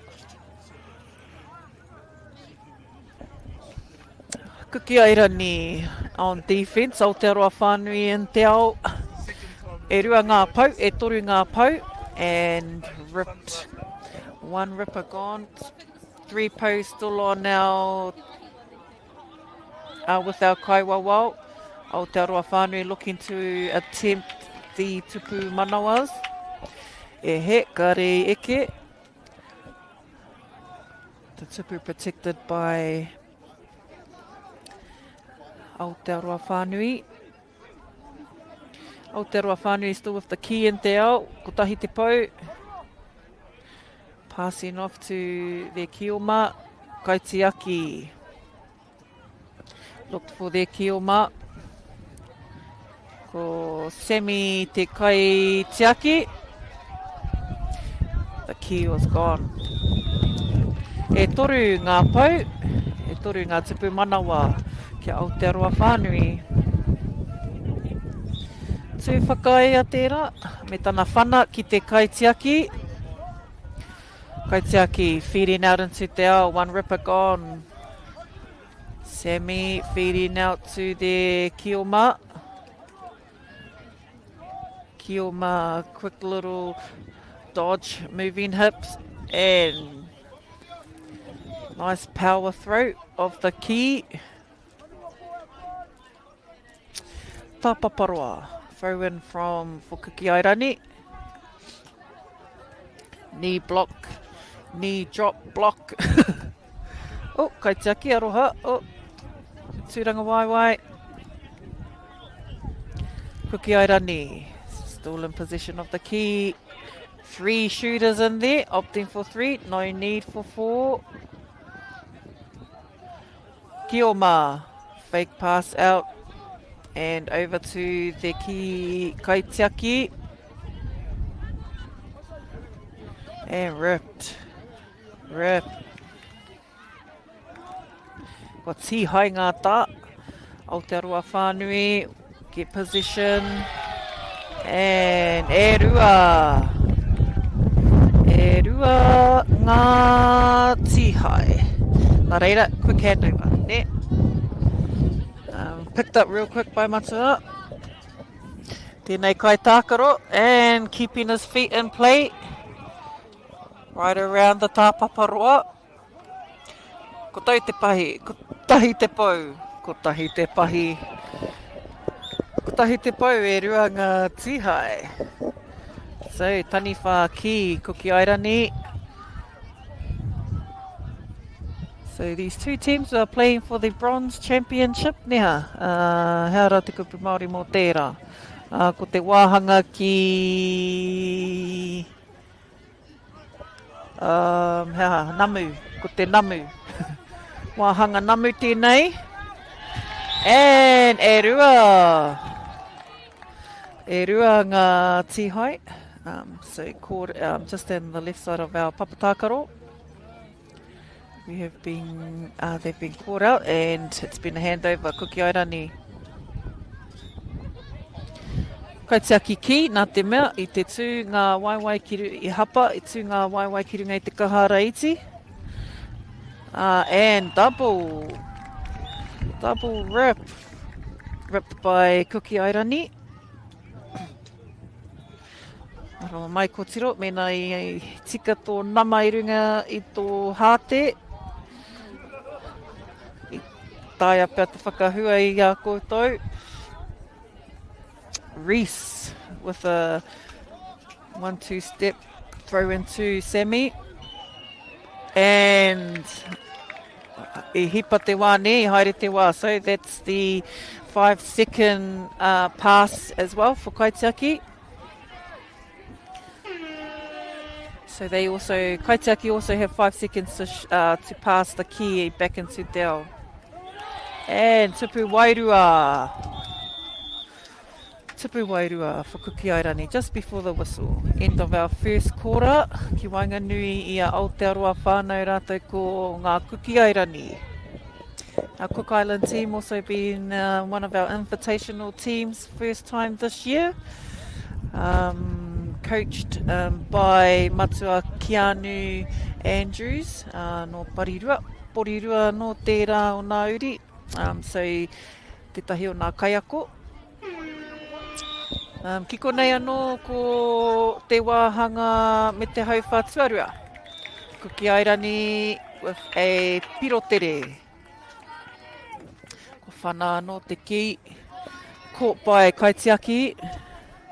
Kaitiaki feeding into Dell, looking for a Kioma, one po, but looks like we have a reset. No pose. Oh, e rua ngā po. So our kaiwawa will signal with their ringa and two tupu manawa for Kī-ō-Rahi.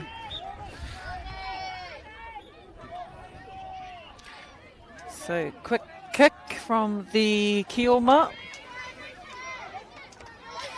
And the ki is loose in te roto, gathered by Nativa for Aotearoa whānui.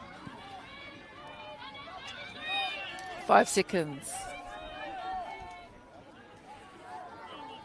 Great exposure for both teams, one being the first invitational team we've had join the tournament, and also Aotearoa whānui. So e te iwi, like mentioned before, if you aren't successful with making the main selectors team, kei te pai, nā te mea. You also have an option of being able to be selected for these teams. You also have a coaching staff of almost some of the past time players, also some of the matuas and coaches, mātuas, sorry. Are also in the background with the teams. Nā reira, koe a wanga, koe mahara. There's options all around, and as Matua Ora mentioned this morning, Kī-ō-Rahi has grown and now opening up opportunities to be attracted to both international and also for some of the tākaro and international teams to come over to Aotearoa.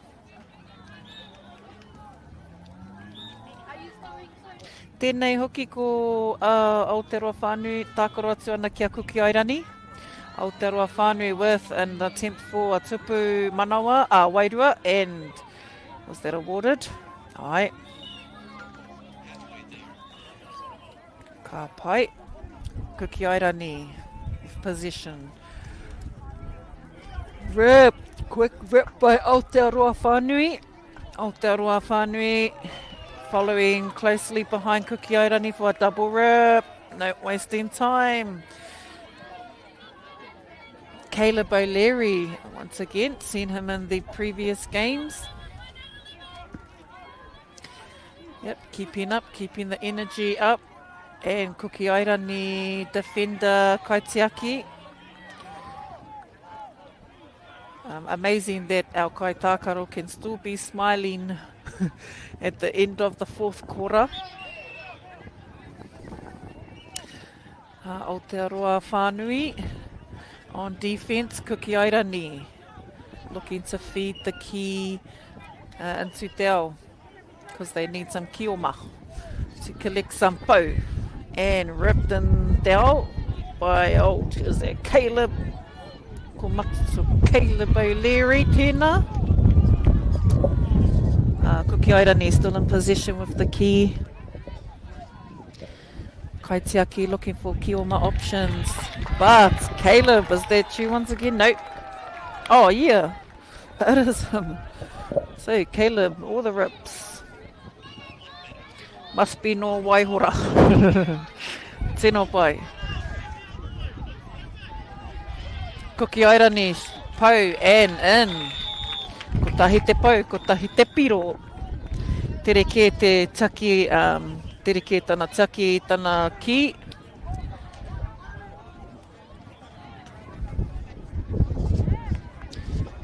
Kī-ō-Rahi, still looking for some options for kioma. So that is the important role of the kaitiaki neha. They have more eyes on the field than any other player. And if teams are very strategic, they could actually drop out one of their kioma, their kaitiakis. You don't have to have the kaitiaki in there all the time, ne? Koira te tahi rautaki. But it's how you use your kaitiaki. Nā reira, tēnei ka kite, nice close quarter. And our wihara has gone for the second quarter of the round between the Cook Islands and Aotearoa whānui. Nā reira te iwi, tēnei ka tatari kia hoki mai anō rātou. Aotearoa whānui will then be in Kīopa. Kī-ō-Rahi taking taniwha. Reirei te iwi ka reroa, tēnei nā championship bronze ki ana, ko te wāhanga namu tēnei pēr. Me tēnei wāhanga e kite ai ko ai ka katoa. So we are in our finals now. We have a bronze championship. And then we will also move into our other two rounds. Let us have a look at our 2 rounds left. Our championship final will then be between Ngākura Iwi and Pacifica. And then that will leave our premiership bronze and then our taumata grade final. Reira are mai, whakarongo mai, mā taki tonu mai ra e nā iwi putanua ki Aotearoa ki te ao whānui hoki.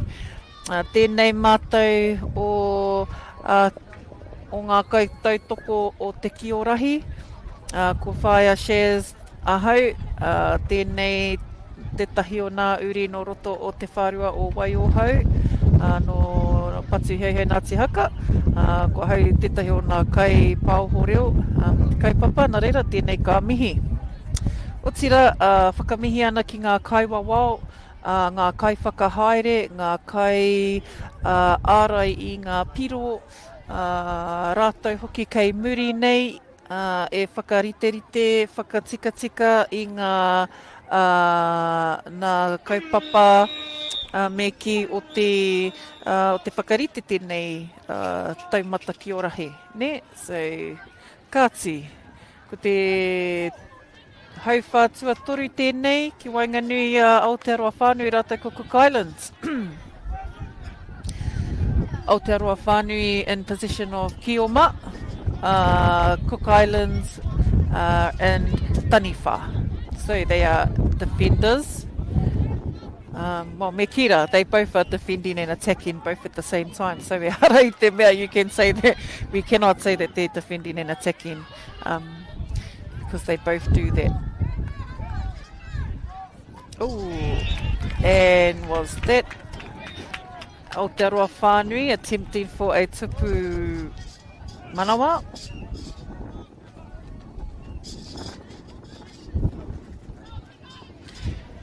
Reese number 15 for Aotearoa whānui. Cassie Tauho with the key. Double out in Dell e Kī-ō-Rahi pass. So players must have 2 rippers on to be in play. E rua, if rippers, and also if rippers are being ripped, they must be simultaneously ripped. Koera te kōrero, koera te whakatau, that both rippers must go at the same time. So it can't be a 1 and a 2. Ko tahi te pau, ko tahi te tupu manawa ki Aotearoa whānui. Nice restart kick, caught by Kaitiaki. Kaitiaki feeding to the Kī-ō-Ma and te ao. And just a reminder from our kaiwawao, our second kaiwawao. Okay, hand over to Kī-ō-Rahi. Kī-ō-Rahi with an attempt at the tupu. Feet must be behind the kahara iti, planted in te roto. And ko tahi te pau. Reese with a tupu manawa.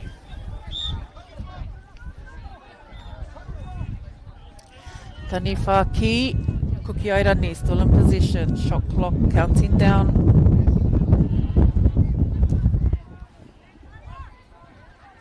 Nice.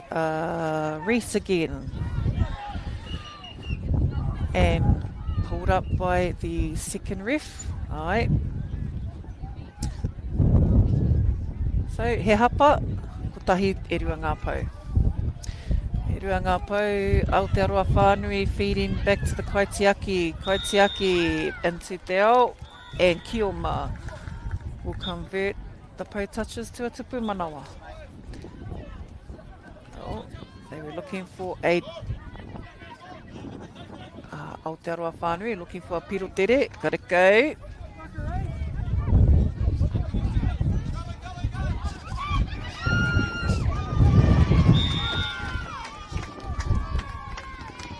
And e rua ngā pau, kua huri hei tupu manawa.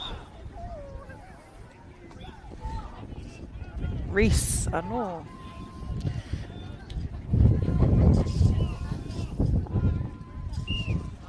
Nice jump shot there by number 14. Aotearoa whānui, Kī-ō-Ma. And ko tahi te pau, ko tahi te tupu manawa. Fraser with the tupu manawa. Kī-ō-Rahi now in position with the key. Taniwha looking for a tupu wairua. Shot clock. Countdown. Kī-ō-Rahi will pop the key into te roto. See if the Taniwha will collect it. No, collected by the Kī-ō-Ma. Kī-ō-Ma's fed into te ao to their Kī-ō-Ma. Kī-ō-Ma's collecting pau. Toru ngā pau. Resets. Lost control in te roto. Kī-ō-Rahi ki. Sammy looking for a Kī-ō-Ma and te ao. Reese just lost control. Tupu wairua. Tupu wairua for Kī-ō-Rahi. And another tupu wairua for Kī-ō-Rahi.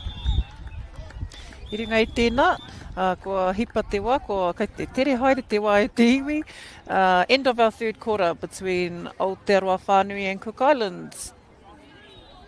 Excellent. Awesome skill out there between our two teams. Having seen some mean as the jump shots from Kī-ō-Rahi. And also some of the tactic to move your players around, cutting through players, drawing players out. Hey, I'm not the coach. Better not let some of their secrets out. Heoi, tēnei anō te hau whakamutu ki waina nui a Kī-ō-Rahi rātai ko Aotearoa Whānui. Reese with a rip.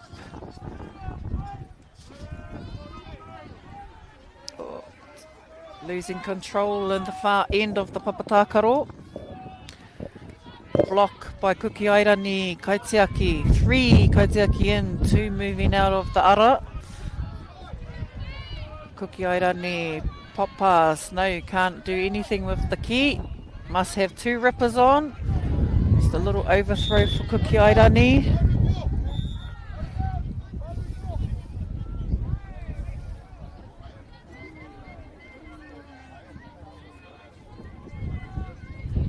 Ki and Te Roto. Aotearoa Whānui looking to make some traction with the key. See if they can get it, pop it up to the taniwha. Reese looking for a double.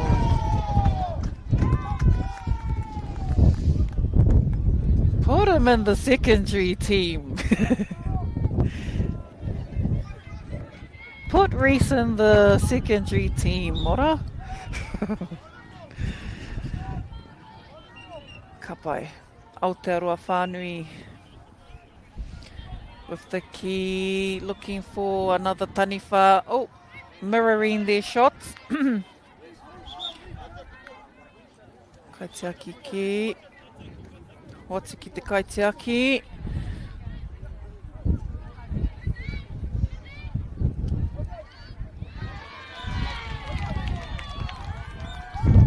And a double. Double rips just occurred down there. Aotearoa Whānui double ripping nei Kī-ō-Rahi.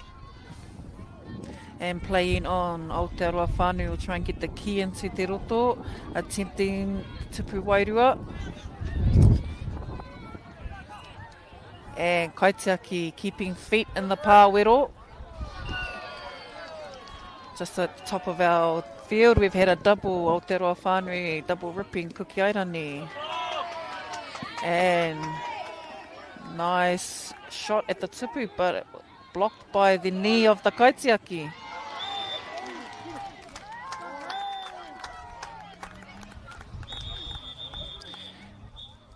Taihua Kenei. E rua ngā pau, kei te tūna matia te kaiwa wao.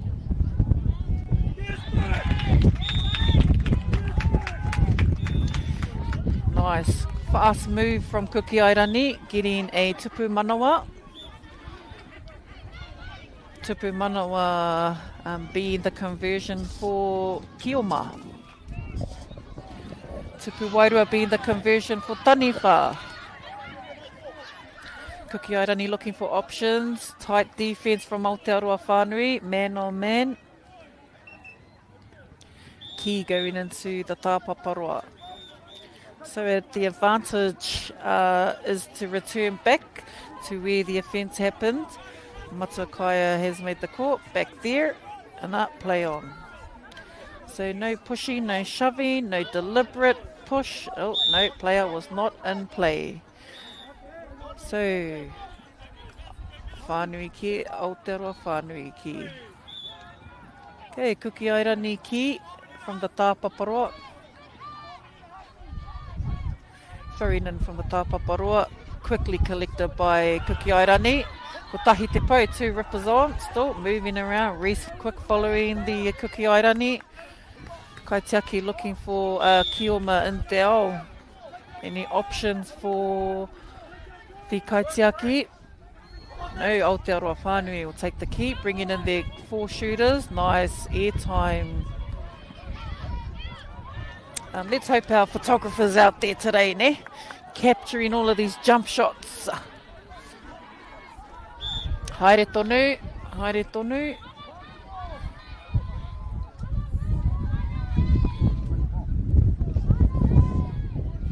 Aotearoa whānui. Fraser throwing across to his taniwha. One ripper gone, Aotearoa whānui.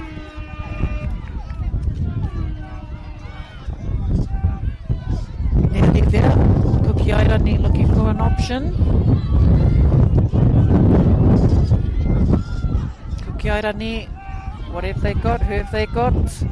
Defence is tight. Aotearoa whānui closing down any loose and gold player. And our Kai Tiaki has just had a minor injury. And we might just have a injury time just on our papatakoro as we've reached the end of our final quarter between Kī-ō-Rahi and Aotearoa whānui.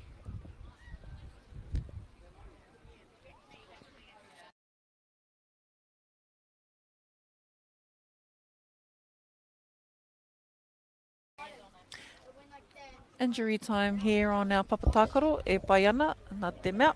Kei konei nā kai whakahaumaru me nā kai tautoko. Knee injury on our field. Hoi anō rā e te iwi, ko tērā te tākaro ki Wainganui, ia ko Kī-ō-Rahi rātai ko Aotearoa whānui. Mautonu mai mo te roana o nā tākaro kei te piki mai.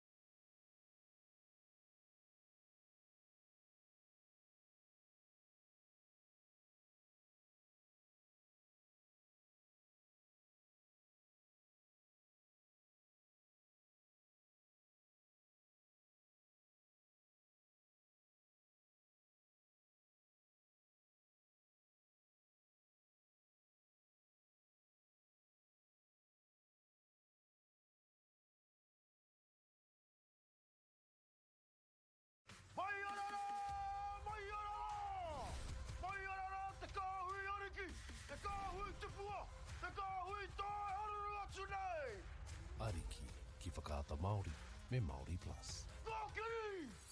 Okay. Yes. Okay.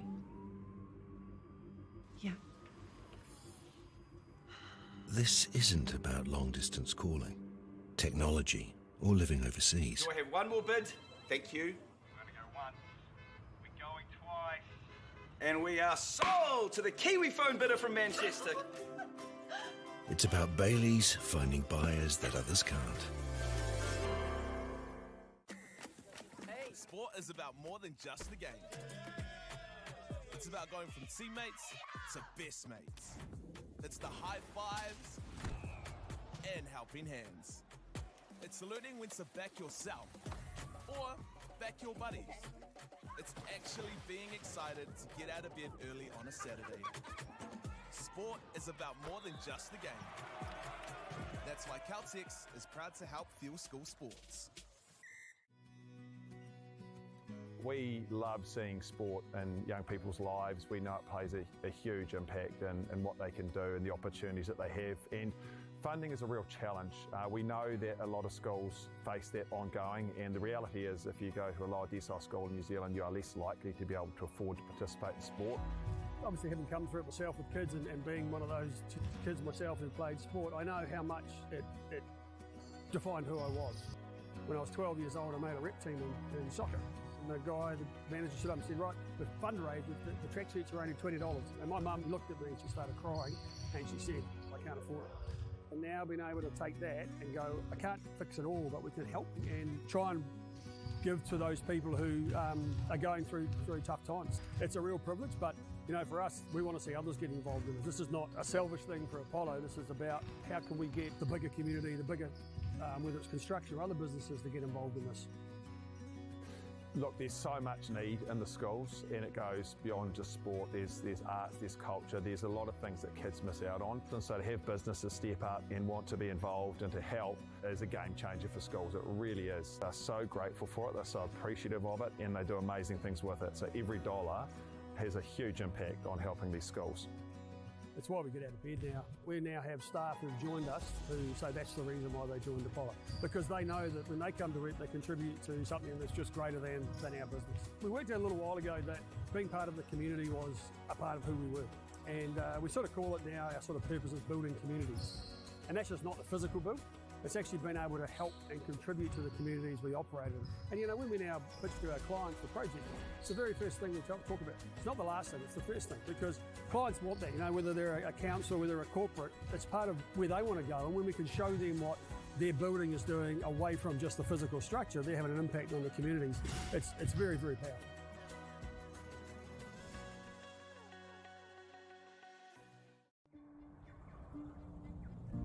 It's time for action. We are working to reduce the impacts of climate change, side by side with nature, with each other, through research, investment, and practical innovation. Because nature is not a resource, it's a collaborator. Nativa, leading with nature. Girls are twice as likely to drop out of sport. That's why 2 Degrees is committed to fighting for fair for women and girls in sport at every level. Get your Support Her merch and keep her in the game. Get the MāORI Plus app. Download now on Google Play or the App Store with exclusive viewings and 100% ad-free. Quite like top tier. Watch us anywhere, anytime. Make MāORI Plus your mate and stream now. Hoki mai rā e te iwi, anei rā ko te rauna ki Wainganui I ngā kura ā-iwi and Pacifica. So our championship final between ngā kura ā-iwi and Pacifica, anei rā ko ngā kaitākaro kei roto I te tima Pacifica. So you have Cherish, Harrison, Jardine, Pritchard, Share, Poi, Sally, Peppers, Hana Toatoa, Arcadia, Tuari, Jamal, Whaitupu, Batchup, Thomas, Siu, Manu Tafa, Hemi, George, Raukura, Riley, Finney Kane, oh my gosh, I hope I'm saying your ingoa right, Riley, Nikora Greenin, Atlin, Jaum Pluden, I will get there te Atlin, Richmond, Moses, Rosa, Hingston, and Isi Kamototau, Tali Auli.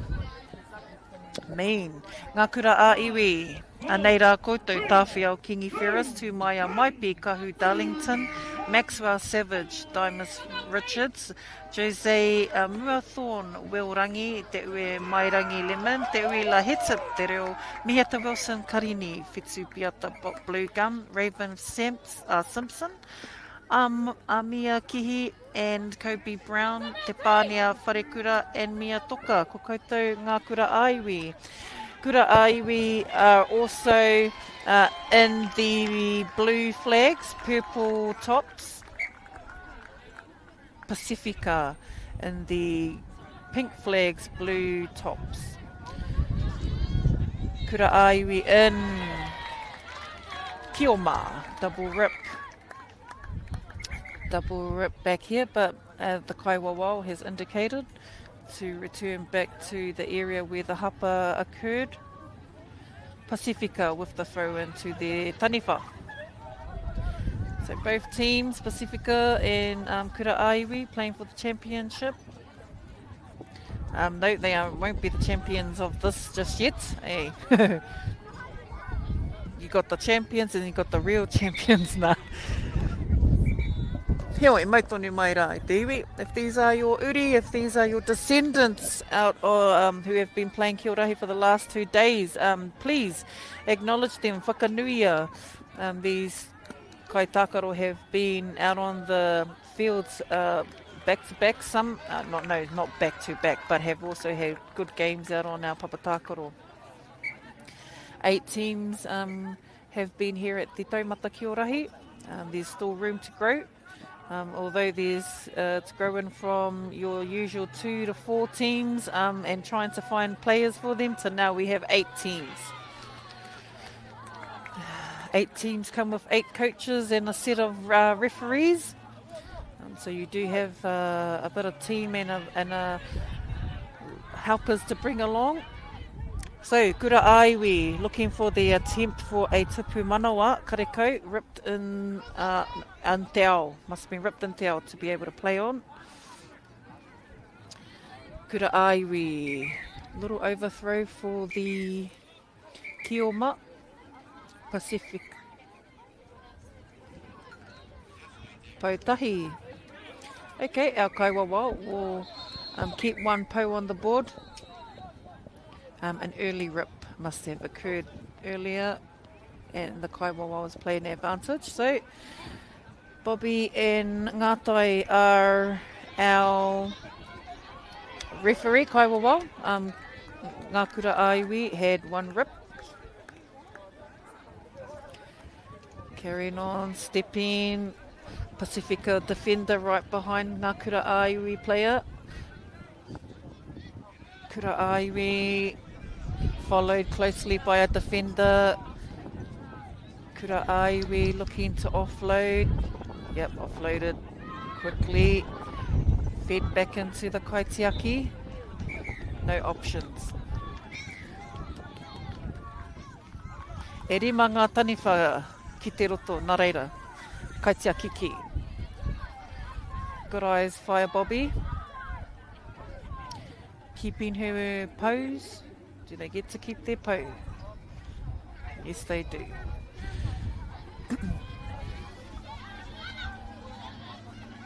So, kaiwawa with the important mahi and intercepted by Pacifica. Pacifica with some nice air time, hang time in te roto.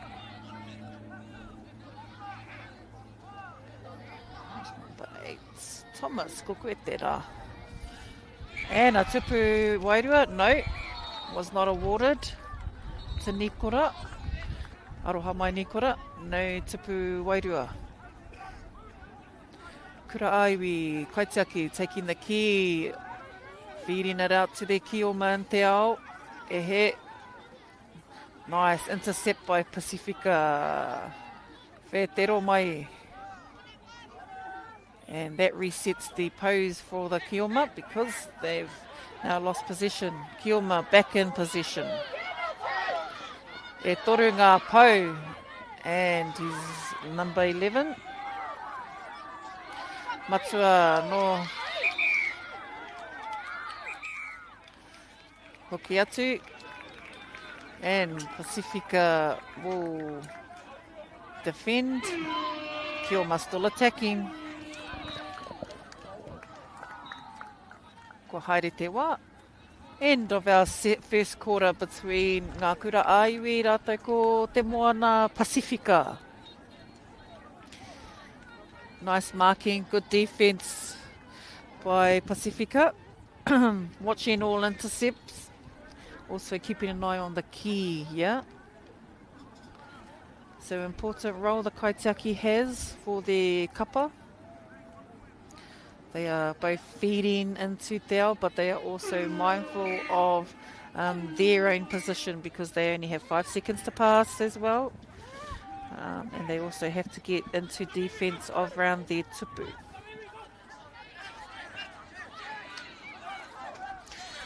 Kaitiaki passing out into te ao. One ripper gone. Back when it's safe. If in doubt, ki mihia tō kaitiaki. So that is, the kaitiaki is definitely your point of safety. Ko te kaitiaki tā koutou pou taki. Yeah.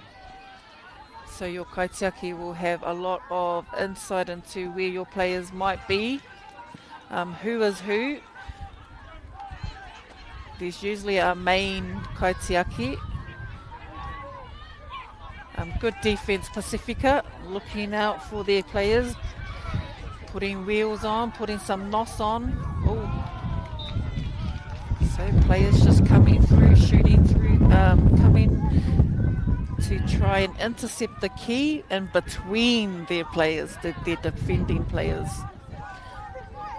So the Taniwha just had a foot over into the pāwero.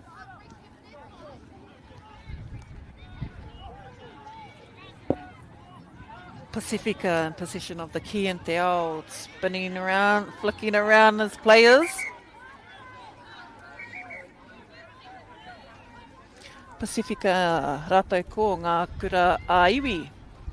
In our championship final, ko ai ka tohu.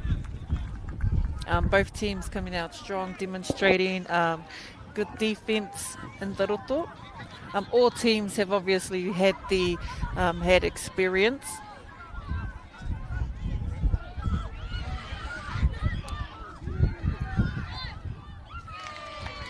And tūpou to Tupu Manawa.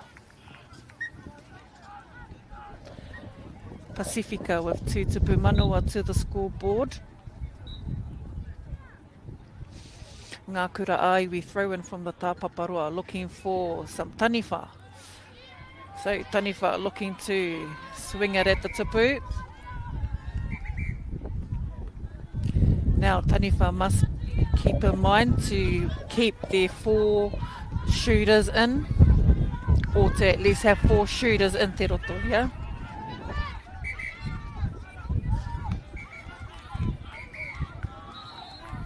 So a call from the Kaiwawa, keeping an eye on the key. So what do we have? Pushing up. And a tupu wairua. Tupu wairua, nā kura aiwi. Pacifica now with the key, looking for an option. Going to step. Tūpou. Kaitiaki.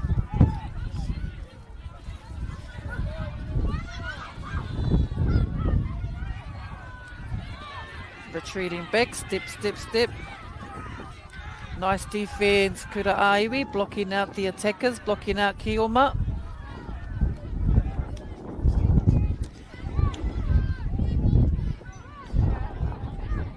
And Kioma will keep their po. And a call from Kaiwawa. Oh, that looked like a really good Tupu Manawa if our player was able to score that. But our Kaiwawa is just having a word to 2 players out on the papatakaro. Okay. So quick little reflect for our Kaiwawa. Ka pai whaia Bobby. Awesome. Ka pai. Kura aiwi will get possession of the key. Oh, bounced off the kaitiaki. Volleyball techniques.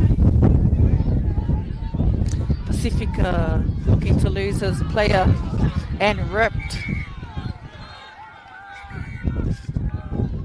Okay, there's little. So watching our players just as they manoeuvre around their opponent. Fire Bobby just noticing some low-key fins there, or trying to block the ripper. Just as hips are moving, so can the hands, and they can get caught in, pretty much missing it, eh? You can sometimes miss the actual deliberate fend. But hey, some of our tauira are just so quick, so fast. Good eyes though from our Kaiwawa. Pacifica still in position. We do have some key. We do have some po, sorry. Cutting across for a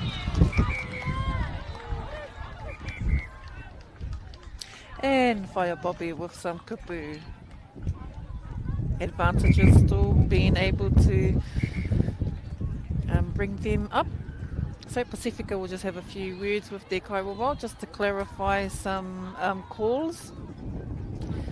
Engari anō e te iwi, tēnei ko te mituna te pito o te hauwhātuarua. We are just heading to the top of our third kora between Ngā Kura Aiwi and Pacifica.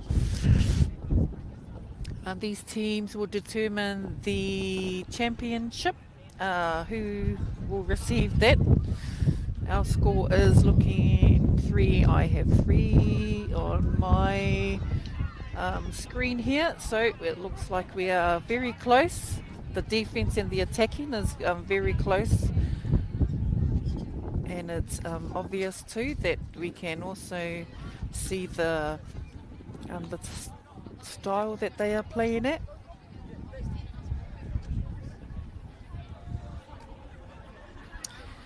So a lot of man on man, no zones around here. It's clear that they need to be not letting a player loose. Ko tērā te kapu is that marama tērā. So not letting a player loose actually opens up to someone being able to either score on your team.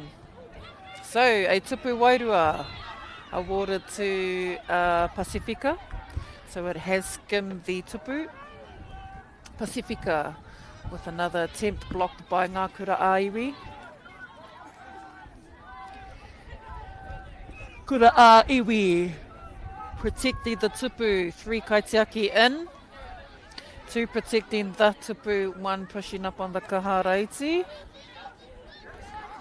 Nice, e rua nā pau. So rippers must be on, 2 rippers on to be in play, and a double. Double for Pacifica. So Pacifica ripping a Ngā Kura Iwi player. Okay, also a reminder is 4 taniwha in te roto. More than 4 will give you a penalty, and it will also cause you a handover. Ne, so kei te karanga mai a Whaia Bobby, nei, whakahokia mai te ki konei. Yeah, nice.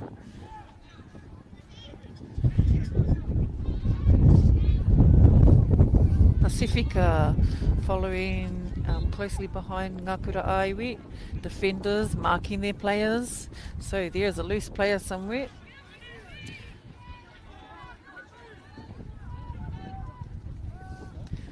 Options to mirror the passes and throws. Nice. Here are options to mirror the passes of the taniwha shots. That just takes skill and time around the Kī-ō-Rahi field. Nice size fields do help with the amount of roll the key can have or might have on a field. Smaller fields mean that the key won't be bouncing too far out. Wider fields mean that you've got a bit of running to do, but you also have room for some for manoeuvres. Yeah. So as we can see on our papatakaro, you might have some bunching. But around here, no bunching. So good man on man, good defence, and tupu manawa for Ngā Kura Aiwi.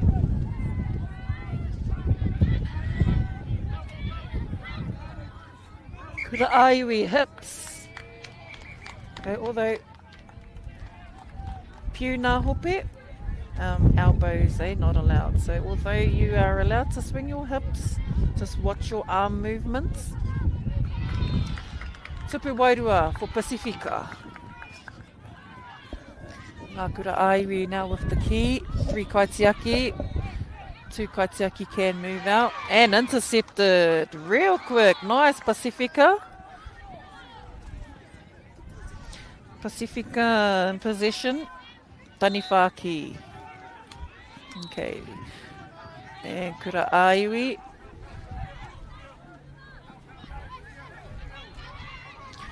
Attempt to get the rippers off Kaitākaro mō Ngā Kura Aiwi.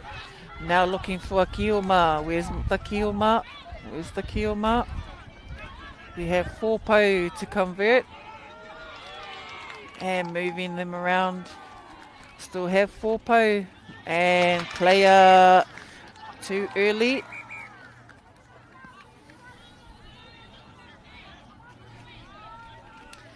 Pacifica Ki. Kura a iwi. Kura a iwi looking to pass to the Kaitiaki. Kaitiaki taking the key, feeding it into Te Ao, who's free. Nice Pacifica defense, keeping the attackers out of Te Roto.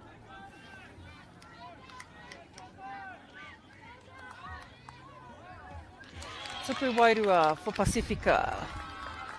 Just touching the bottom of our tupu. And a ko karanga from the Kaiwawao.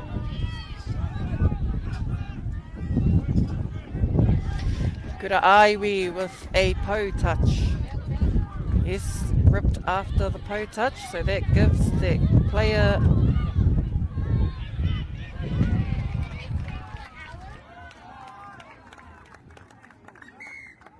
the key in Te Ao, and point for Kura aiwi.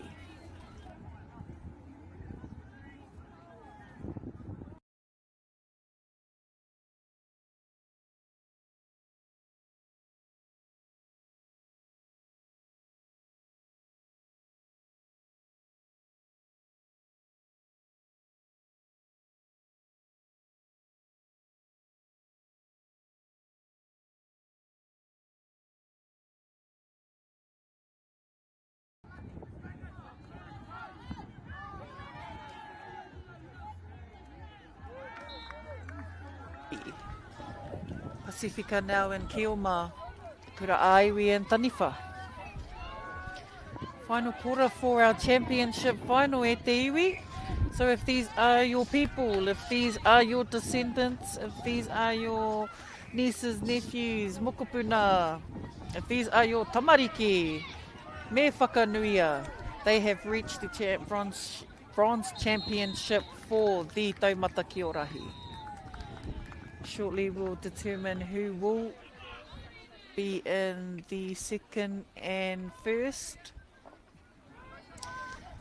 But as you'll see in a display of the finest Kī-ō-Rahi kai tākaro in Aotearoa, kei konei kei Rotorua mātou mo tēnei kaupapa o te Taumata Aotearoa Ki. 8 teams have represented across the grades for the Tāmati Tangohau and the MāORI Olsen categories.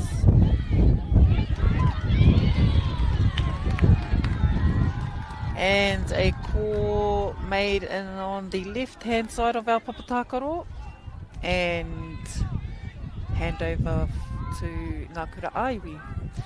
For Taniwha and Te Roto, free Kaitiaki protecting the tupuna. Kaitiaki always needing a Kī-ō-Ma and Te Ao to feed the ki and to also bring in the tupu manawa. To convert your pou touches, you will need to run the ki from Te Ao through Te Roto, which is an offside zone, and plant the ki into the pāwero. So that is your objection for Kī-ō-Ma. So kai tākaro being ripped, one ripper gone. Player must pass. Toru hekona, 3-second pass.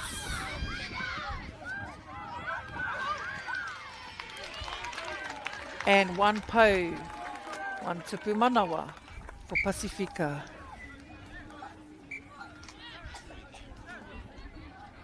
Pacifica with a nice jump and captured the ki. No, her foot was in Te Roto. Good for Kaiwawao. And tupu wairua for Kura aiwi. Pacifica with the ki, looking for an option to tupu manawa, but a rip in Te Roto for Kura aiwi.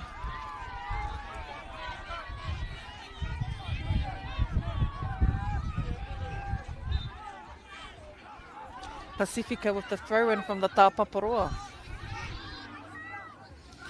Look for options in te ao. Say player's foot has gone out of the Taupapa. Throw-in for ngā Kū-ō-Rahi.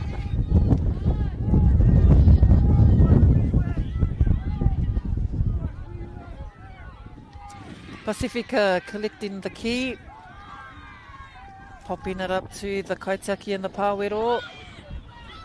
Kī-ō-Rahi with a potage, moving around defenders, cutting through their own players and cutting into te roto, ripped by Kū-ō-Rahi.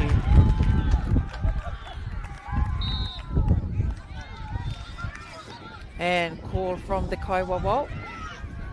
Pacifica with the key. One rip, no po. Ripped before the po. So if the kaitakoro does have one ripper on and touches the po, not counted. So player has entered te roto but been ripped in te ao. So handover and Kū-ō-Rahi with the key.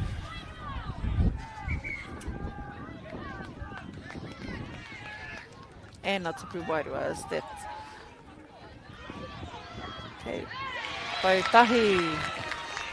And no, we have got a tupu manawa for Pacifica.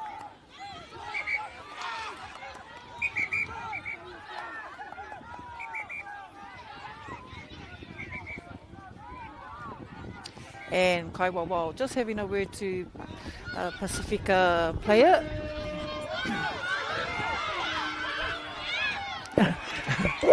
And just the key gone out of the Taupapa. End of our fourth quarter between Pacifica and ngā Kū-ō-Rahi. Nei rā te mihi kia rā rāua mo te rā whakatairana. Hoki mai anō mō ngā whiringa toa.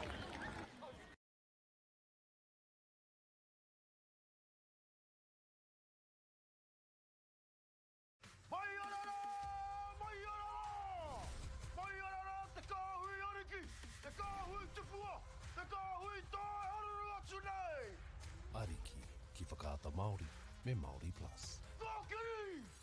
Okay. Yes. Okay. Yeah.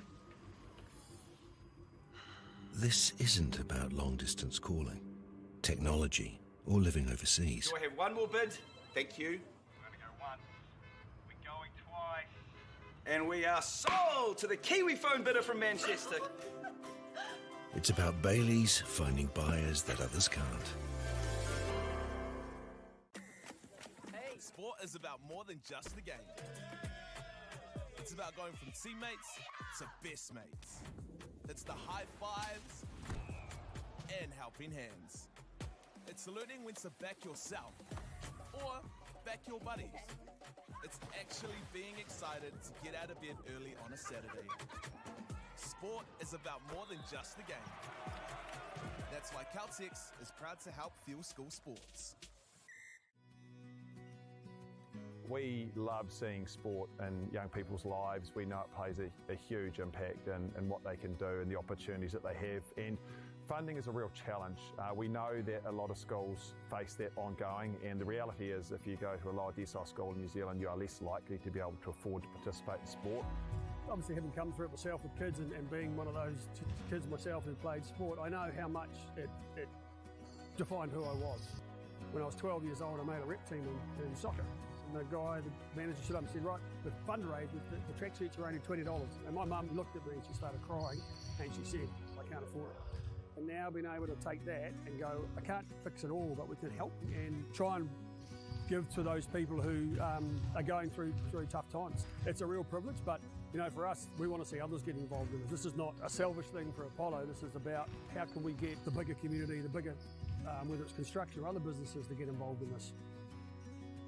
Look, there's so much need in the schools, and it goes beyond just sport. There's arts, there's culture, there's a lot of things that kids miss out on. And so to have businesses step up and want to be involved and to help is a game changer for schools. It really is. They're so grateful for it, they're so appreciative of it, and they do amazing things with it. So every dollar has a huge impact on helping these schools. It's why we get out of bed now. We now have staff who've joined us who say that's the reason why they joined Apollo. Because they know that when they come to it, they contribute to something that's just greater than our business. We worked out a little while ago that being part of the community was a part of who we were. And we sort of call it now, our sort of purpose is building communities. And that's just not the physical build. It's actually been able to help and contribute to the communities we operate in. And you know, when we now pitch to our clients for projects, it's the very first thing we talk about. It's not the last thing, it's the first thing, because clients want that, you know, whether they're a council, whether they're a corporate, it's part of where they want to go. And when we can show them what their building is doing away from just the physical structure, they're having an impact on the communities. It's very, very powerful.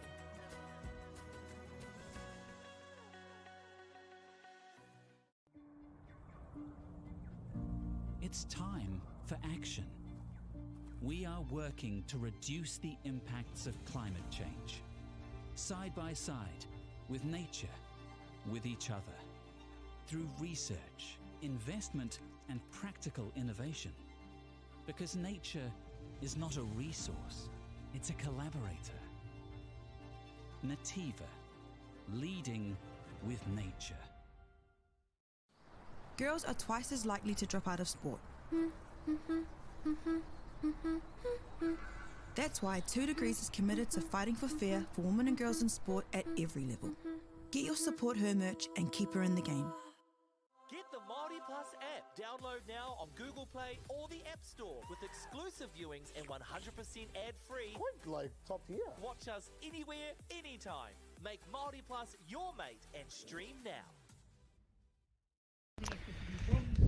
Tino pai e te whānau, hoki mai anō ki tēnei kaupapa o te taumata o te Kī-ō-Rahi mō tēnei taurua manorua te kaumārima. Anei ko ngā kapa e rua, ko te Aumatua, rātou ko ngā New Zealand Invitational nera. So for your Invitational team, you have Te Aho Moana Morgan, Jara, Wairerangi, Malia, Nelson, Savannah, Parko, Senti, Munro, Lily, Richards, Charlotte O'Brien, Mason, Playo, Murdoch, Beckett, Bronco, McDonald, Ben Lang, Rea, Painga Morgan, Tawhai Donaldson, Hoiti Walker, Matt Draper, and Kaino Barbara Chipuru. In Te Aumatua, we have Tātai Manuel, Tūtaua Faufau, Dune Kahu, Te Hika Wera Pō, Aperehama Werahiko, Trey Tūhau Kini, Hamuera Hodge, Tūrongo Rapana, Autumn Collins, Maia Tera, Olsen, Clark, Numi, Merriman, Marewa, Wairea, Tā Mai, Erenora, Hohepa, Hinerangi, Mitchell, Hine Maiaia, Pitiroi, and Waimari no Meha. Those are your Aumatua representatives and players playing in our final. So this is our premiership bronze, ne? So these are our third and fourth. Invitational and Aumatua both being refereed by Kai Wawao, Kai Matua Kaya and Matua Leon. Tēnei te hauwha tuatahi ki Wainganui ngā kapa e rua. New Zealand Invitational, Mia with a block from Taniwha, attempt at the tupu. Nice block. So the tupu blocked by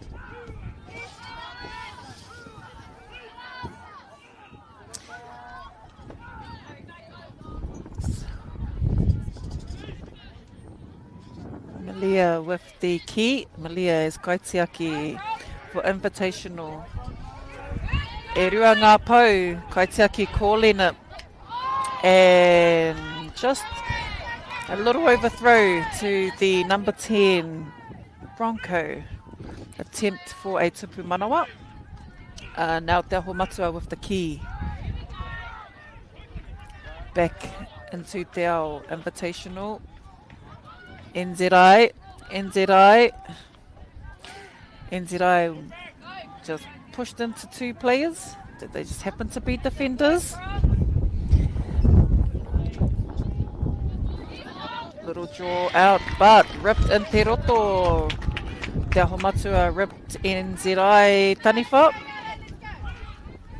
Oh, sorry. Kioma, NZI Kioma. Aumatua with the Ki, Taniwha.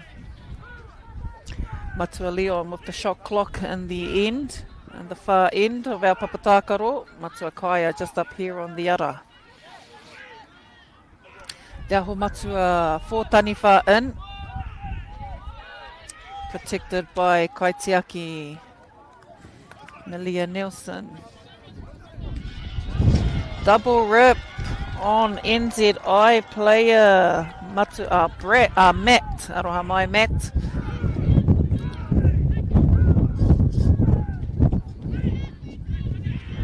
Te Aumatua with possession of the Ki.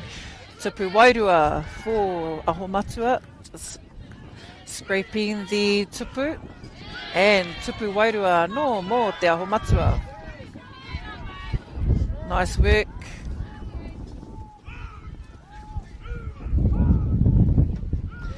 Nice loud shot clock from Matua Leon.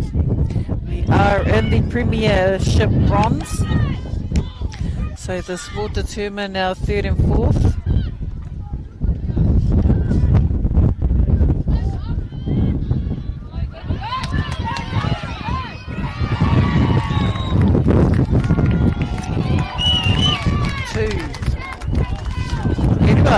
Tupu Manawa.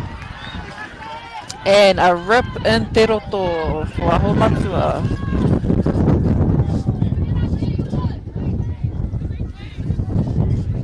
Oh, Kaitiaki wasn't keeping an eye on her players.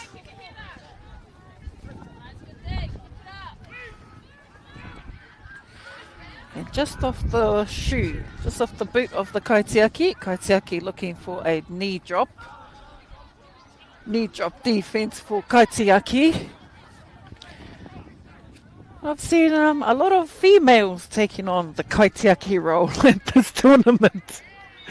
Seen the odd male in there, here we. Majority have been the wahine. Tino pai wahine ma. Hey, no fear, no fear. A little intercept there by Aumatua. So the objective is to obviously try and get the Ki or possession as much as you can. Nice, feet on. It's still in play, still in play. And Aumatua Ki quickly gathered, looking for some shots at the tupu.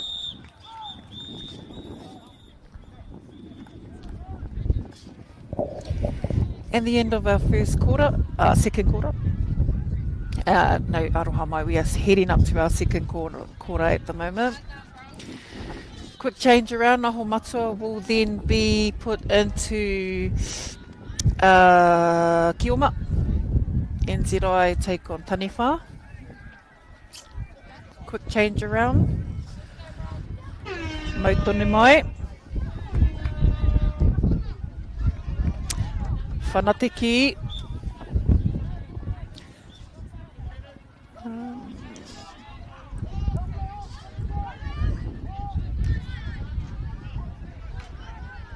Reset, Pautahi.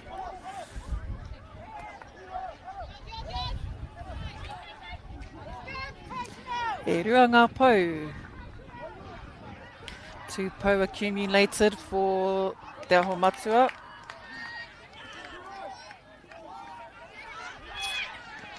Aumatua. Tihai. Tihai and Te Roto from a NZI player, ripping a Aumatua Kioma running through Te Roto. And Tupu Wairua.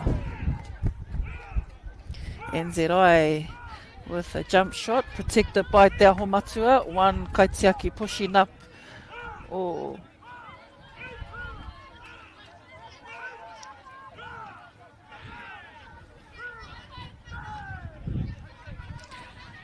Haere tonu. Te Aumatua looking for options in te ao. NZI keeping the defenders out. Yep, they're attacking now. So NZI looking for a shot at the tupu.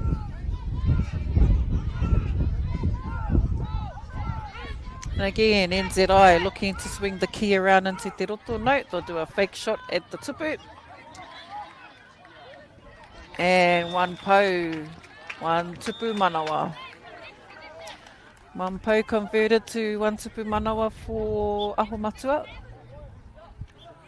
Aumatua with the kick-off, captured by the Kaitiaki, feeding it out into Te Ao, looking for Kī-ō-Rahi. Kī-ō-Rahi feeding it back into the Kaitiaki. Nice. Good communication. Catching the key in Te Ao and then running through Te Roto. 2 flags on. And Aumatua going for a quick piro, although NZI saw that real quick. Ripped in Te Roto. Nice save from Aumatua. And again from Te Aumatua. Ko tahi te pou for Kī-ō-Rahi, Te Aumatua. E rua ngā pou. E toru ngā pou. Intercepted. Intercepted by NZI. And a tupu wairua. Hauiti. And Te Aumatua with the key.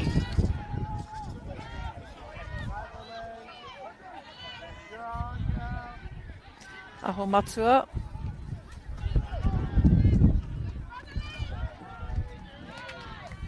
Looking for options.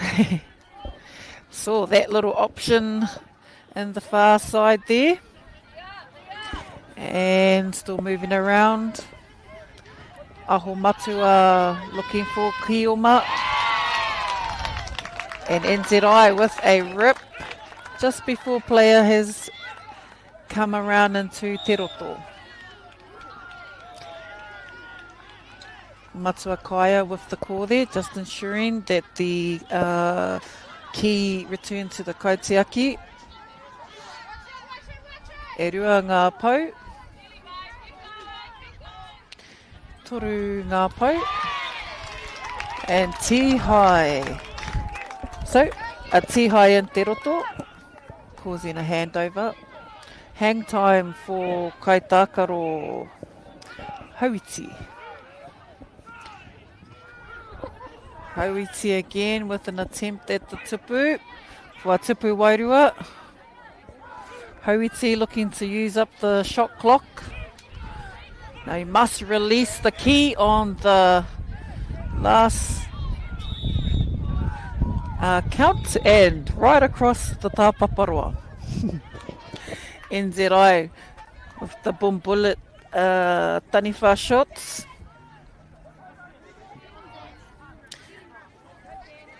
Te Aumatua still in possession.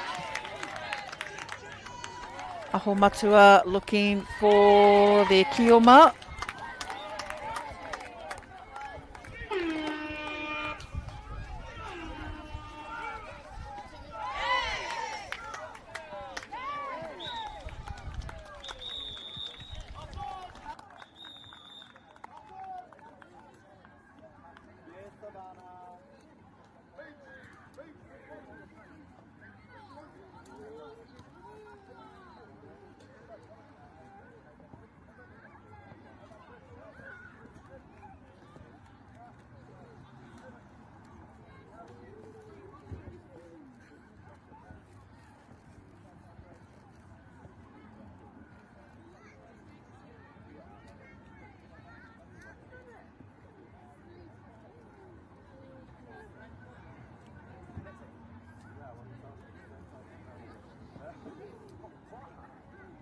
Iwi, ka hoki mai anō te hauwhātua toru ki Wainganui I NZI, New Zealand Invitational, rātou ko te Aumatua. Tēnei wā, ko te Aumatua kei te ārahi, I tēnei hauwhā, tēnei haurua, aroha mai. But very close game, very close between two teams, both having strength with the man-on-man defence. Kei te haere ngā kōrero ki ngā taha e rua, otira, kua oti ngā whanaketanga ki Wainganui I ngā kauwawa. Hoki mai anō rātou, kua kenei. whakaoti ai tēnei wahanga kia raua. 2 more quarters for our bronze premiership, he bronze championship. Oh, aroha mai bronze premiership. Auera. Bronze rā nei rā. Premiership bronze. Te ingoa.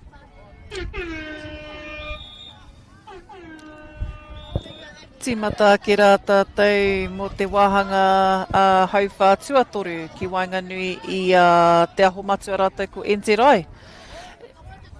NZ Invitational, making up members from across the motu.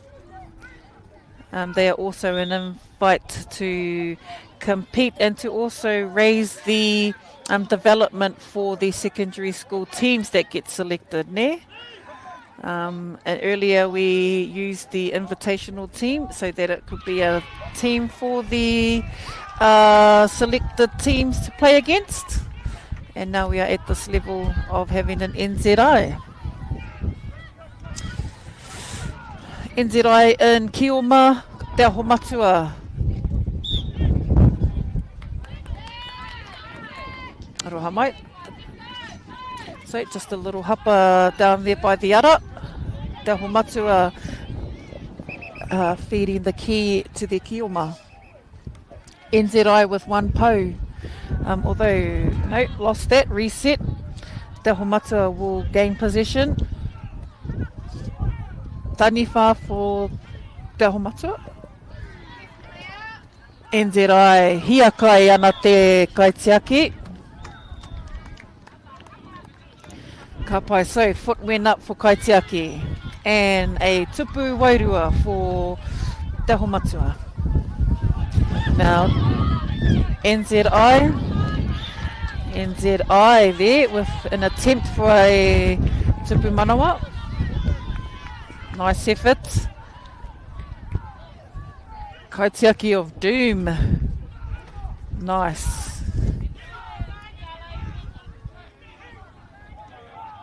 Great stuff from the kaitiaki NZI.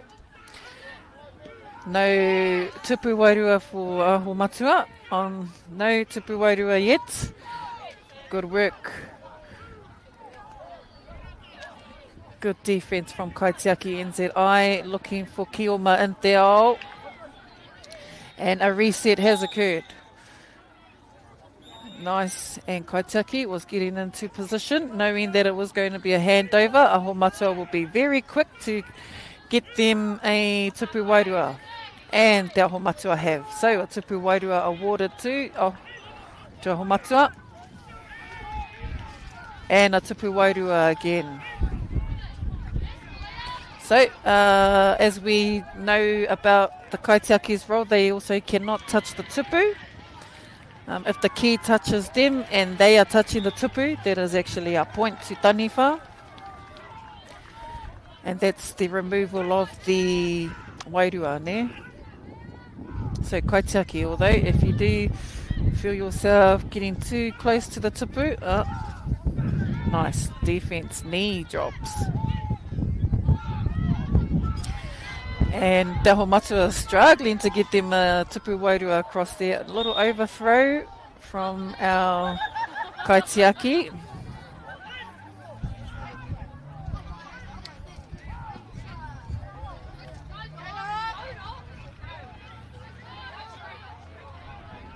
And little twist. Oh yes, we see some twists. Oh, twists. We see some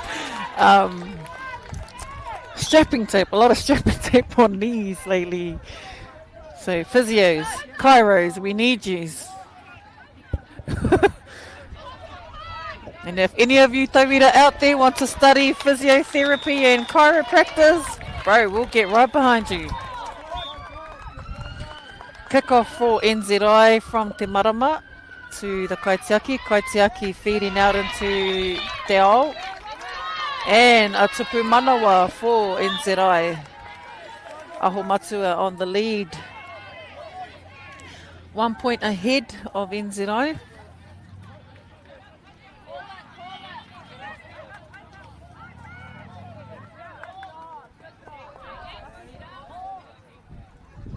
NZI looking for Kī-ō-Ma and Te Ao. Aumatua looking at closing the gaps between the attackers. NZI looking for their Kī-ō-Ma to feed the Ki. They have two po. And Te Aumatua closely behind NZI Kī-ō-Ma. End of our third quarter between NZI and Te Aumatua. Close quarter once again. Back to back.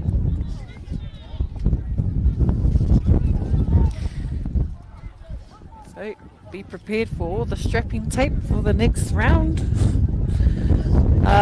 Aumatua will take Kī-ō-Ma, NZI and Nativa. The wind's just picking up down here at our Rotorua Rugby Park. Little makariri, but not stopping our kaitākaro out here today. Te Aumatua with a tupu manawa pirotere.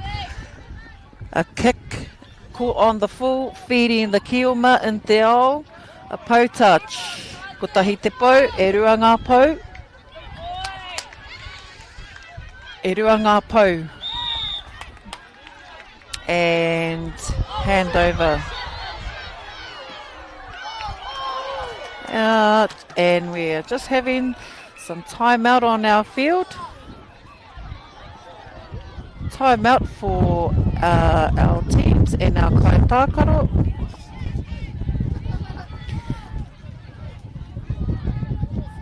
Ai.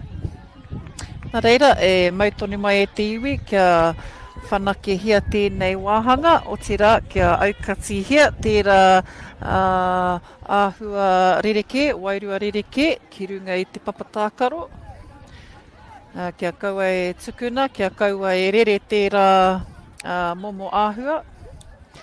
Engari kia tau ai te MΑORI, kia tau hoki me te rangi MΑORI e. Kia pai ai tā tātou haere tonu. Paku kōrero ki Wainganui i ngā kaiarahi, ne? So just a little encouragement there from both teams, ne? Kia u, are, kau e tutu te puehu, kaua hoki e tuku kia mā whiro, kau e tuku nā a whiro kia mau i a koutou. Nā reira, mautoni mai rā e te iwi nā te mea kai te haere tonu te wā, kua kore e tū te wā mō tēnei tākaro. Nā reira, he paku kōrero whakamārama rānei ana kaiwa wao ki ngā kaitākaro. Nā reira, ūtonu mai e te iwi kai te haere te wā, anō ko te Aumatua kai te tū, anō ko NZI tērā. 8-10 to te Aumatua. Piki haere tonu te wairua, aha koa te aha, nā te mea, ko tēnei te tākaro me ki e whakamanawa nei i ngā tikanga. So, ki te kore tātou i te āhei ki e rā, me whai tākaro anō pea. Aumatua, rātou ki Kī-ō-Ma, NZI on Nativa. So lost control. NZI will get possession of the Ki, moving the Ki to the Nativa player. No, overthrow into Te Ao, collected by the Kī-ō-Ma, Aumatua.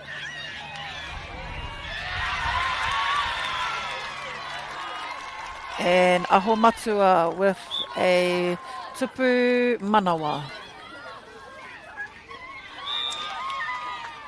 And kai tākaro in te roto before catching and gaining possession of the Ki.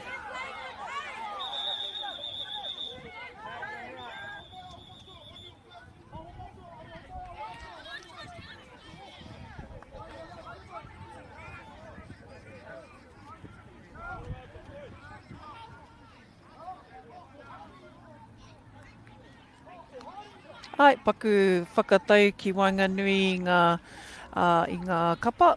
ko ngā kaitākaro, just ensuring that we have all team players on the field, that all 7 are on, and also the extra person, 8 and 7, eh? So let's ensure that both teams have their right numbers on the field. That's just something that the referee, they will take that little extra if they can. They'll take that little extra courtesy. Te Aumatua with 2 tupu manawa. Kicked on the full, caught on the full. Ko tahi te pau.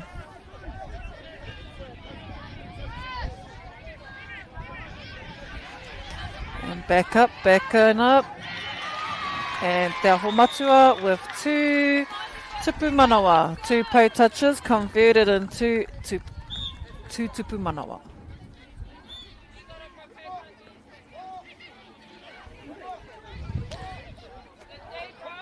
Te Aumatua and Te Ao.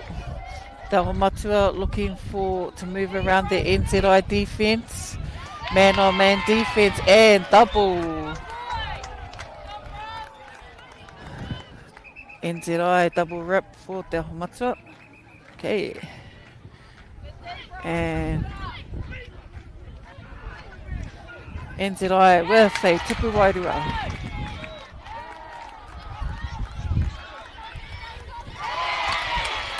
Tihai in the roto. NZI Ki. Taniwha shoot at the tupu.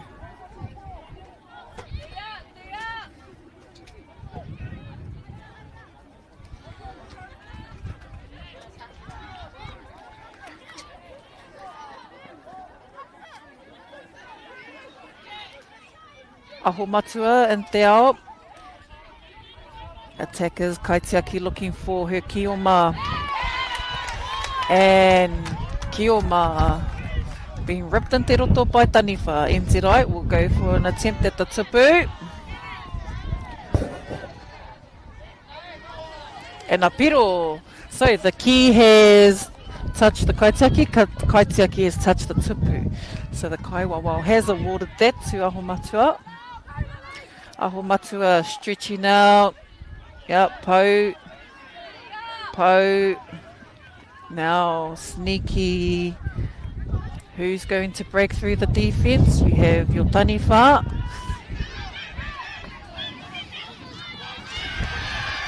And through 2 players. Actually 3 players. So Te Aumatua with their piro.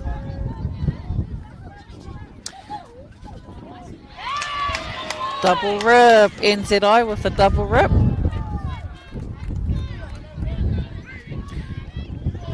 And a tupu wairua for NZI.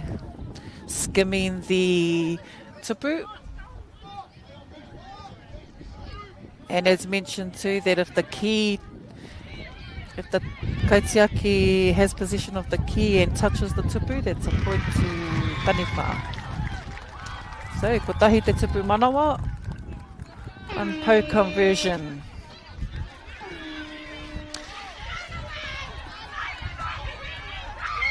And double movement, eh? Time. Kua karanga mai, a matua kaia, kua Pau te wā, ki ēnei kapa erua. NZ Invitational, NZI 12, Te Aumatua te kaumā whitu. Mihana kia koutou, mautoni mai, ko ngā whiringa toa. E whai ake nei.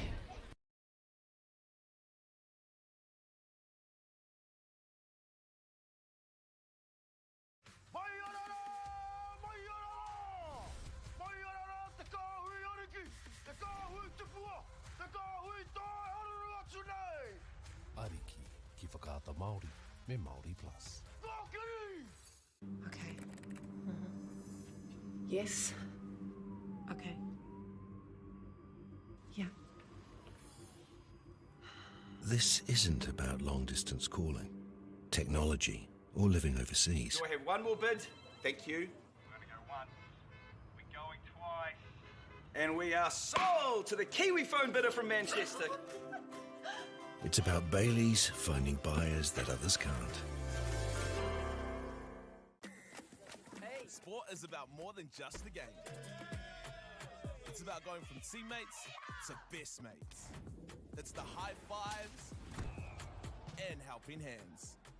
It's learning when to back yourself or back your buddies. It's actually being excited to get out of bed early on a Saturday. Sport is about more than just the game. That's why Caltex is proud to help fuel school sports.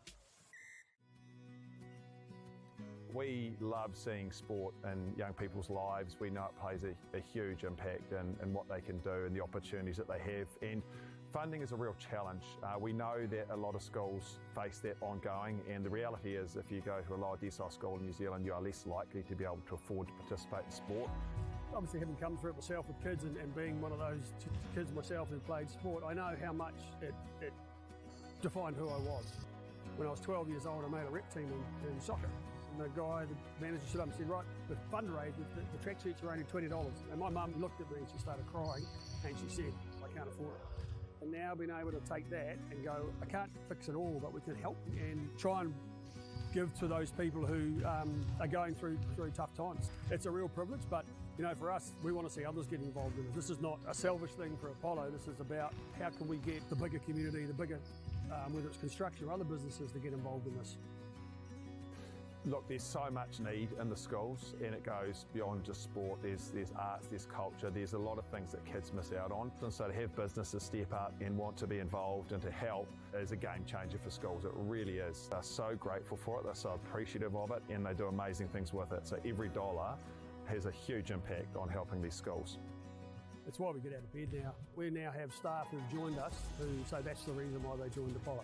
Because they know that when they come to it, they contribute to something that's just greater than our business. We worked out a little while ago that being part of the community was a part of who we were. And we sort of call it now, our sort of purpose is building communities. And that's just not the physical build. It's actually been able to help and contribute to the communities we operate in. And you know, when we now pitch to our clients the project, it's the very first thing we talk about. It's not the last thing, it's the first thing, because clients want that, you know, whether they're a council, whether they're a corporate, it's part of where they want to go. And when we can show them what their building is doing away from just the physical structure, they're having an impact on the communities. It's very, very powerful.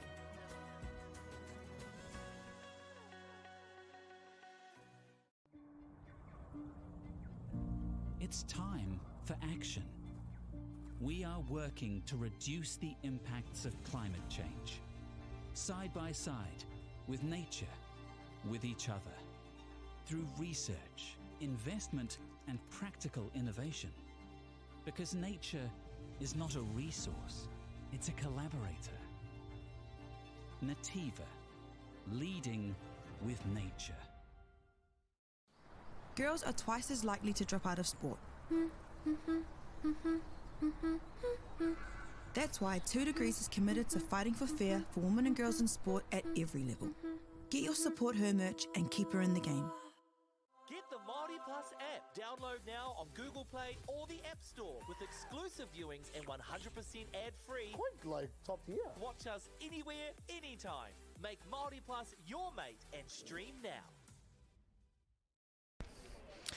Tēnei mātou, e hoki mai nei ki te kaupapa o te Taumata Kī-ō-Rahi.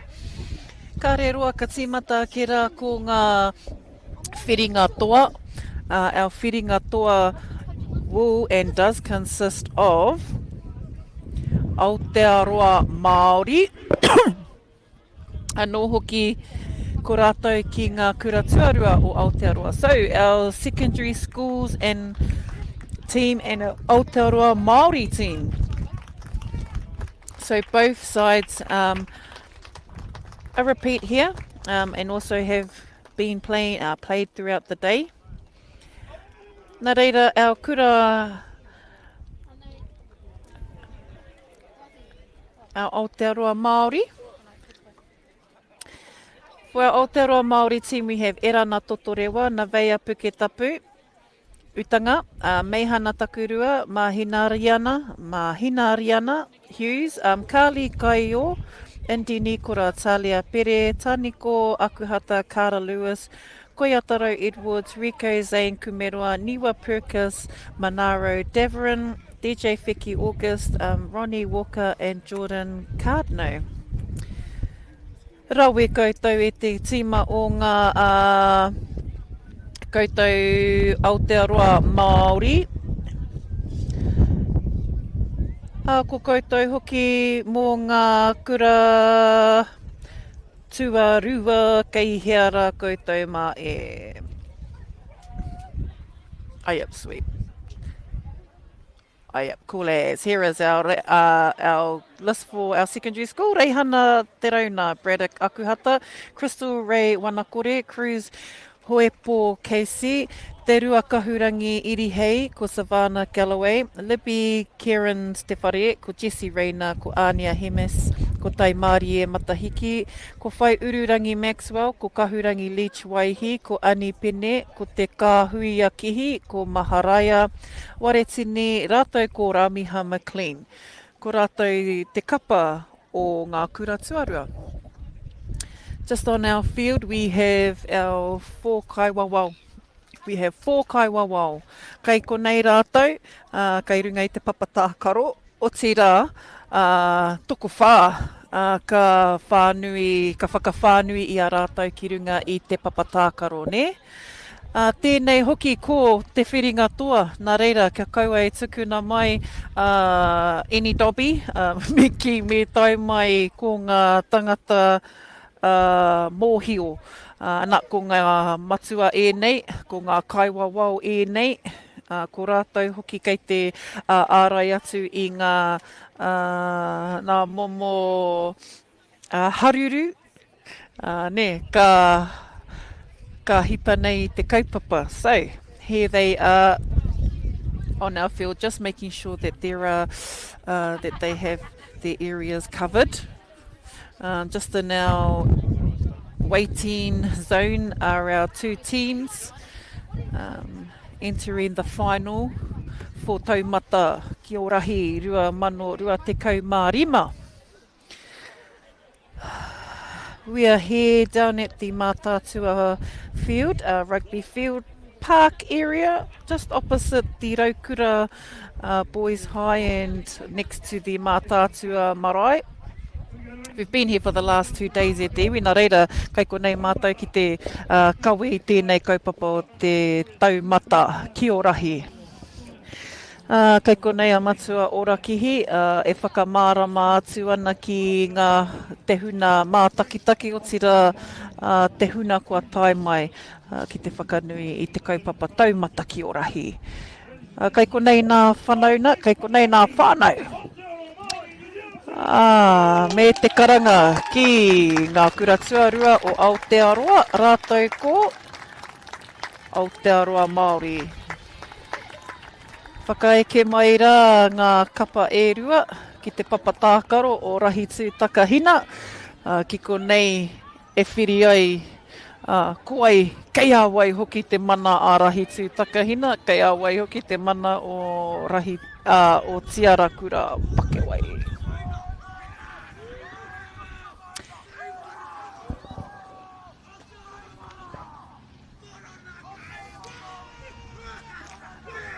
He haka kei te haere.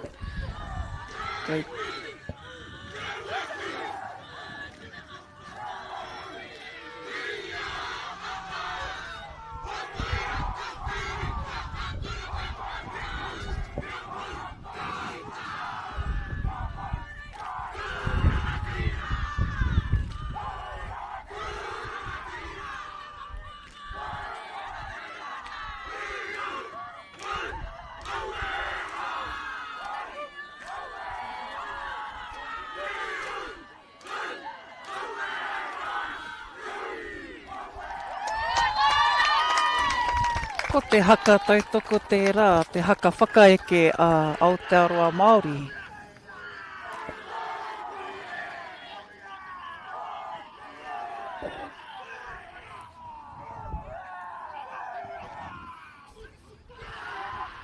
Nei, ko te whakautu a ngā kura tuarua.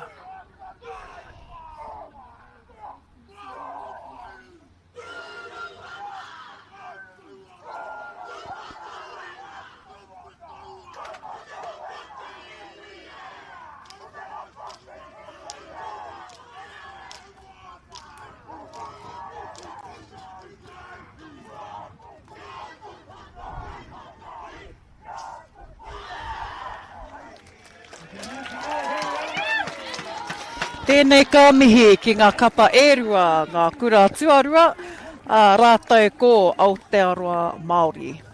Ko ngā haka whakaeke a ēnei kura, ēnei kapa ērua, me te miharo anō, me te whakanui anō, me te haruru anō o ēnei kapa ērua.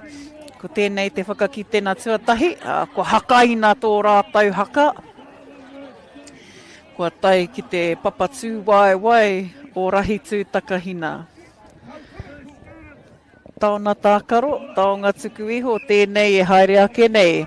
Ko te taumata o te Kī-ō-Rahi tū takahina tēnei, e kite nei rā koutou, mai ngā pito, mai ngā pito o te motu. Nā reira e te iwi tēnei kamihi, nā te mea, ka reroa, e whā nā hauwhā, ka tākaro e rātou, ka kite, ko ai ka hua, ko ai ka tohu, ko ai hoki anō, ko ai anō hoki ka kite i te MΑORI o rahi tū takahina. Kia whāia ko te aroha tētahi ki tētahi, kia whakamanahi anō hoki te tū a ngai MΑORI, te tākaro a ngai MAORI. Ko tīmata tātou tākaro ki Wainganui i Aotearoa Māori, rātou ko ngā kura tuarua. Nice retreat from Aotearoa Māori, kua hoki mai anō rātou. Ki te taniwha, kua kaitiaki. Ko te kaitiaki o roto o ngā kura tuarua, e toru o rātou. Heoi anō Aotearoa Māori will gain possession, keeping their four taniwha i ki te roto. And hips, New Zealand Secondary School, kura tuarua. And collected by Aotearoa Māori. Aneira ko ngā taniwha mo tēnei hauwhā. Aotearoa Māori, kei a rātou te ki. Ka hakite ana i ngā hoariri o ngā kioma. Hoki atu anō ki ngā kura tuarua, ko rātou ngā kioma. Tūpato te tīhai o ngā tā. Kei te hoki, te karanga o te kaiwawao. Ne? E te kaiwawao, tēnā koutou, toko whā. Kei runga i te papatākaro i tēnei rā. Ko Kena, ko Bobby, ko Matua Leon, ko Matua Hoera. Rāmiha me tētahi tupu manawa mō ngā kura tuarua.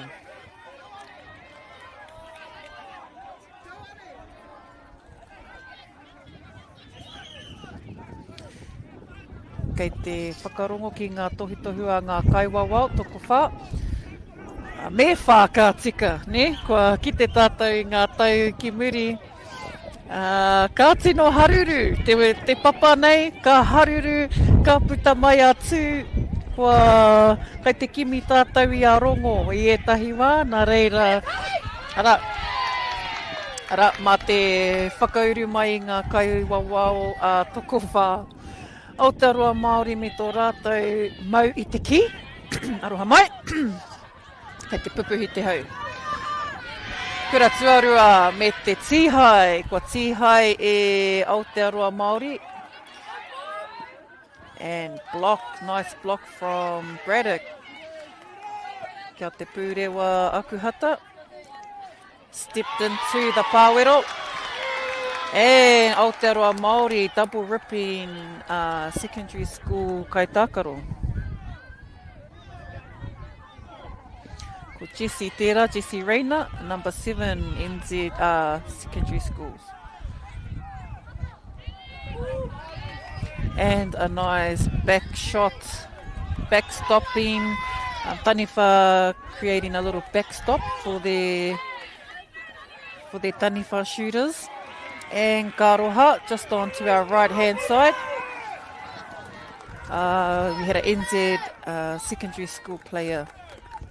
Nā kura tuarua, ko rātou tērā, secondary schools, ngā kura tuarua o Aotearoa. So these are your selected teams. Both teams are selected at your secondary school nationals, aroha mai. Kaitiaki looking to feed the key to their kioma and lost control just crossing over the roto. Hand over, Aotearoa Māori. Okay, 5 we're in, called by the head ref. So, playing on. Kua kore tērā e rere, nā te mea. Tupu wairua mō Aotearoa Māori. Big as overthrow from Jesse. Hey, kia tūpato ki ngā whiu.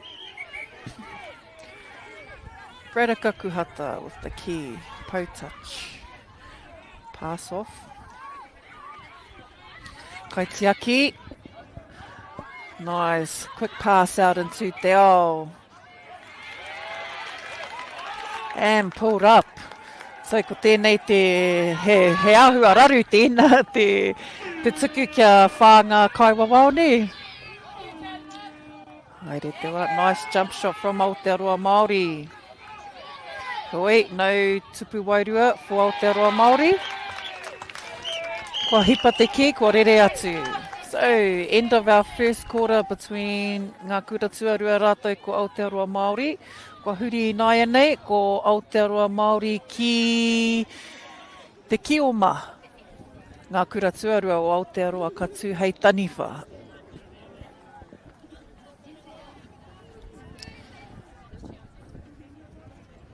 Good defence. Good defence there from NZ secondary schools.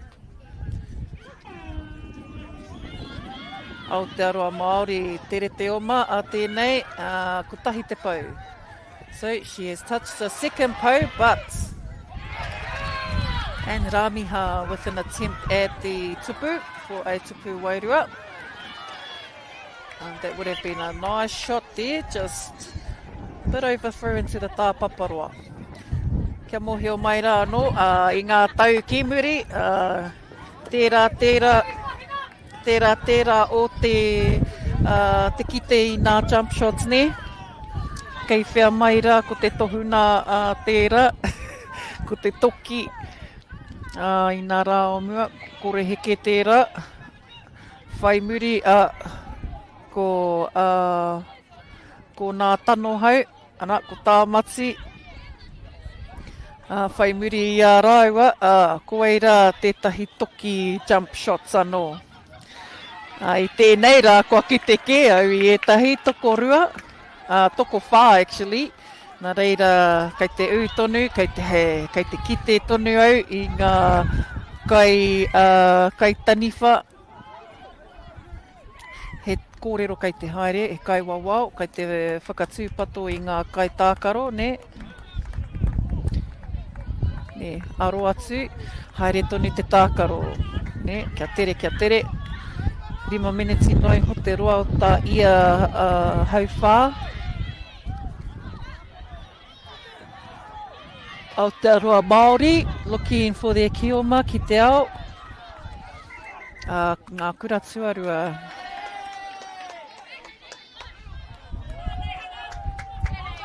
Ngā kura tuarua with the key, attempting the tupu wairua.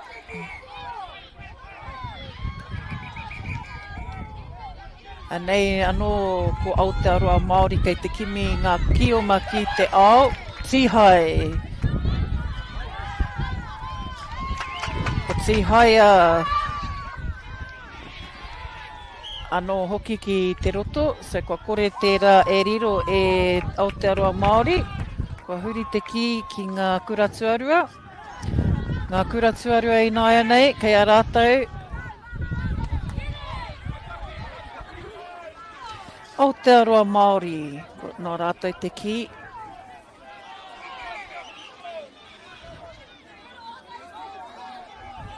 E ki te ana te koi o ngā kaitiaki ne, tūpato ngā pau. nā te tere me te hāhaki o me te tere o te tākaro, ka āhua hapa e tahi wā, ko kore e tino kitea ngā hapa. But they're fast plays e ki ana. These fast plays are sometimes hard to detect. Engari, piki anō te taumata, piki anō hoki te wairua. Shot clock. Ai, kaua e mau wā, ne? Aotearoa Māori, kei a rātou te ki. Kia whiua mai te ki, mai te tāpaparoa, ki tētahi kioma wātea. Wātea ana tētahi kioma me te kore he offside, ne? Ko kore, nice big fast plays. Who would be able to get through all of that? Hoi anō, ko ngā kaiwawao, advantage, eh? Coming back to ngā kura tuarua ko rātou. Ko ngā kura tuarua, kei te defend, he ārai, Aotearoa Māori in possession, full of kioma. Kei te haere tonu, kei te kimi a kaitiaki i ana hoa, kōrero, kōrero. Kāre anō i rongo i a rātou. Toru! E toru nā tipu manawa ki Aotearoa Māori.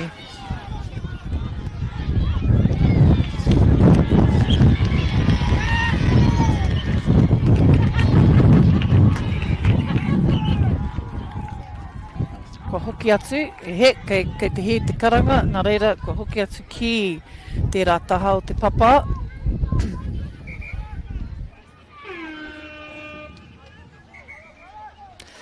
Aha koa.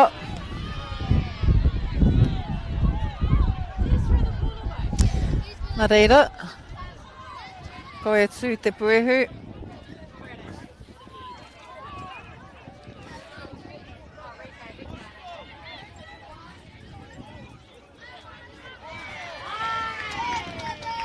Me te ārai atu e te kaitākaro kura tuarua, ne?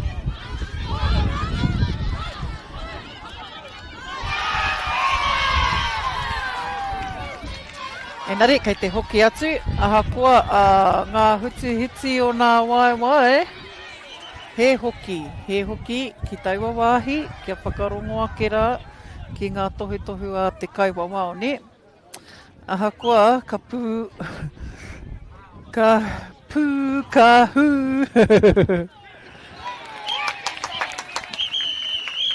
Ne, tau toko ana. Nā reira, kua muti tērā taha te haurua. Ki wainganui o ngā kura tuarua rātou ko Aotearoa Māori. Haurua, half time. And a quick reflection from our kaiwawao. Nā reira, toko whao rātou kei runga i te papatākaro, ne? So having 4 kaiwawao means that it's not an easy game, or means that you are in a final. Ka puta katoa mai ngā kaiwawao i ngā wā o ngā whiringa toa. So it can get heated, and it can get, some moves can be disregarded. But not when you have 4 kaiwawao. Kāre roa, ko hoki mai rātou ki runga i te papatākaro. And seeing our 2 teams back on.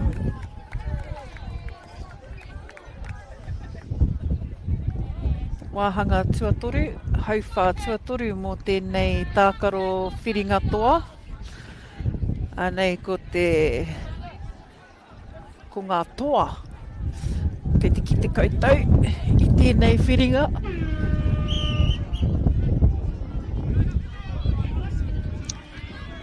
Ko te wāhanga o te tāmati tangohau.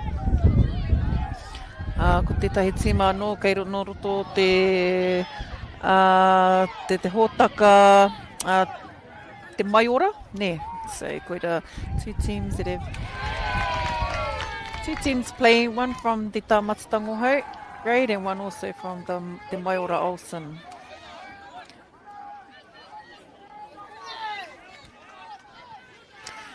Kua puta atu te ki I te tāpaparoa. Kua whiu atu ki te kaitiaki ki mi ana hoa Kī-ō-Ma. And Kī-ō-Ma me tana wai, kia aukati, pause here, te wā, kua whara aramiha. Te āhua nei, ko tana wai mummy, his mummy wrapped legs, and his mouth. Ai te mummy ke wana wai. Hoi anō, kia whakaora mai anō e Rotorua. I see. Nau e hoa. Kua whara anō pia te wai a tēnei. Ka roha atu. He's sort of played like that all weekend. Ka roha. Nā reira, e te iwi koina I te kōrero, koina I te tono. Mō etahi kai rongoa rānei. If there are any of our people out there, if you would like to become a physiotherapist or of any sort, conditioning coach, we need you. E tama ko te ki, he whakahoki atu ki tērā taha, ne? Ko karanga te ki kia whakahoki atu ki a Aotearoa MāORI. Aotearoa MāORI in Nativa. New Zealand Secondary Schools, Kuratuarua.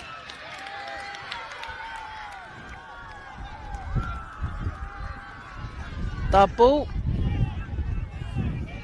E rua e ki ana. And nice save. Saved by the kaitiaki. Kaitiaki passed out too.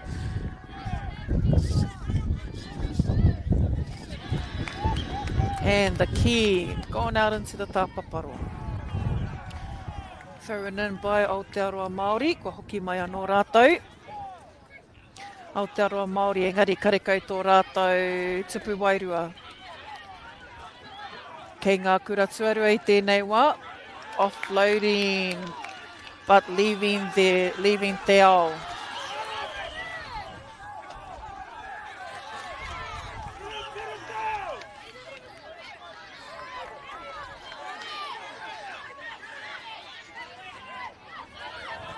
Inaia nei ko ngā kuratuarua. Reihana raiwa ko te pūrewa. Lost control in Te Roto. Hand over to Aotearoa MāORI, ka roha te pūrewa. Taniwha with a tupu wairua. Ka pai Aotearoa MāORI.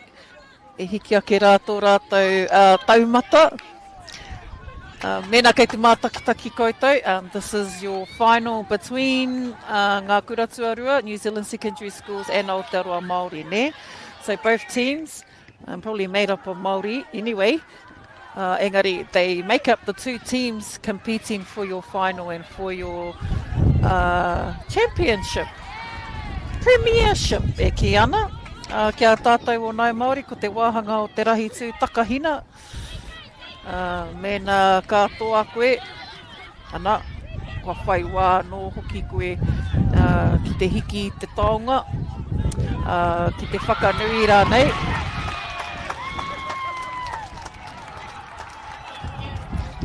Tātou ne, ai.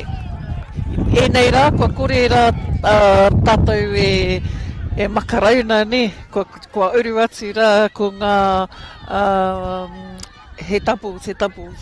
Ko e mau wā. Cause handovers, ne? Koina te hia. We want to cause handovers. So, kaua mau wā mo te tihai kotahi. Kia rua. Tāpaparoa throw in to the kaitiaki. Kaitiaki feeding into te ao. Koe kei te wātea, number 11. Te pūrewa.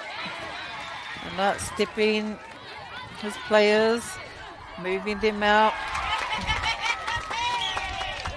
Kotahi te pau, kotahi te tupu manawa.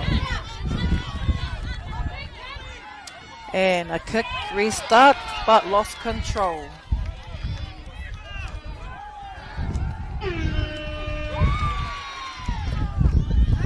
Kau haere te wā, kei te kōpatapata, kei te heke mai he paku ua. Hei whakamākuruku i tō tātou hauwhā tuatoru. Pau tātou wā ki te hauwhā tuatoru. He tere ki tō rātou tini kare maumau wā. Ka hoki mai te ki ki te marama ko Aotearoa MāORI, ka whana. Ko ngā kura tuarua kei roto i te tūna taniwha. Kare tātou e roa, hoki mai anō, whakamutuna, hauwha whakamutuna ki Wainganui i a Aotearoa MāORI rātou ko ngā kura tuarua o Aotearoa.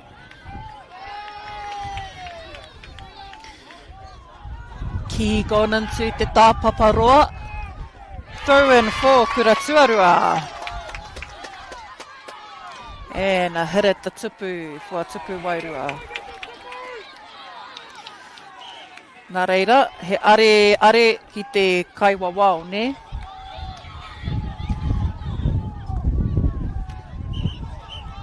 Aotearoa MāORI throw-in. Kua te tere. Tino tere tana haere, kua te reti. Ngā kura tuarua kei roto i te taniwha, e whā toko toru o rātou. Te rapa e uru mai te toko whā.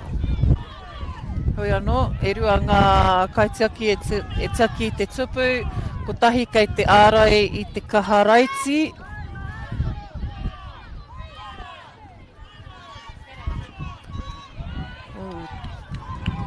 Patu ana e. Aotearoa MāORI me te tātou pupuri i te ki.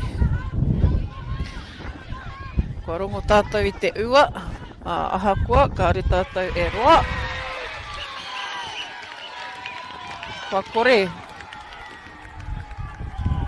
Ka hara te whakatau, te kaiwawao, me hoki atu te ki te pito o te papatākaro. So, kua kore rānei e riro e rā tupu manawa. Taniwha, still in position, attempting for a lower shot at the tupu. When you have good defense around the tupu, you'll try anything to try and move the kaitiaki around. And you'll try different angles, aiming differently at the points of the tupu.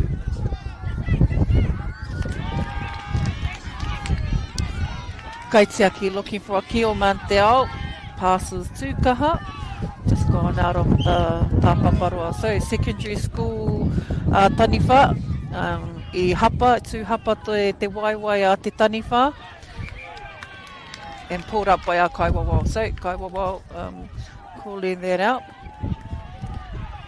Ngā kura tuarua ki te taniwha, nice. Jump shot. Whaiururani, and then jump shot. Yeah, he's got some mean jump shots too. Matua whaiururangi.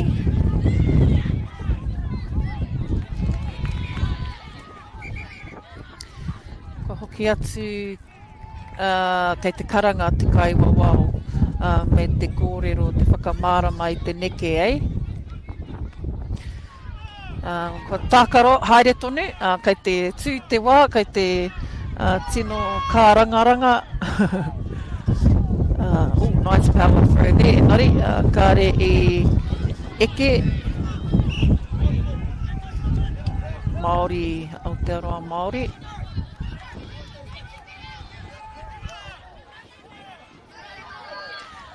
Ārai atu ngā kuratuarua, defence. Alright, kaitiaki. We got 2 kaitiaki in the pāwero. 1 could come out, that's right. Yep, Taniko, you're on. Mau a Taniko. Ko taku I rā, me te tērā kei te pai. Heoi. Ka haere tonu, tiaki nā tō tupu Taniko. Aotearoa MAORI, kei a rātou te ki. Huri haere, tihai.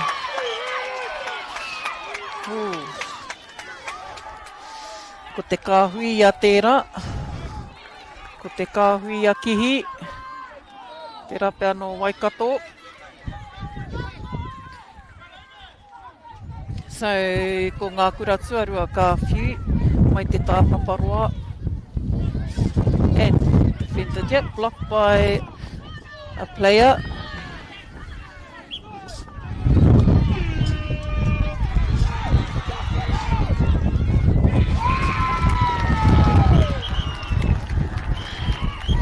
Me te huro ana. Ko pai te wā kia tātou, enari kua toa ko Aotearoa MAORI rātou kua tuarua mai ko ngā kura tuarua o Aotearoa. Tēnei ka mihi kia koutou, kia tātou mō tēnei rā whakahirahira mō te taumata o te Kī-ō-Rahi tūtakahina. Tēnei ka mihi, tēnei ka whakanuia ko te kaupapa kua hiki, kua arāke anō hoki kua whakahoki mai I te MΑORI o tēnei tākaro Kī-ō-Rahi.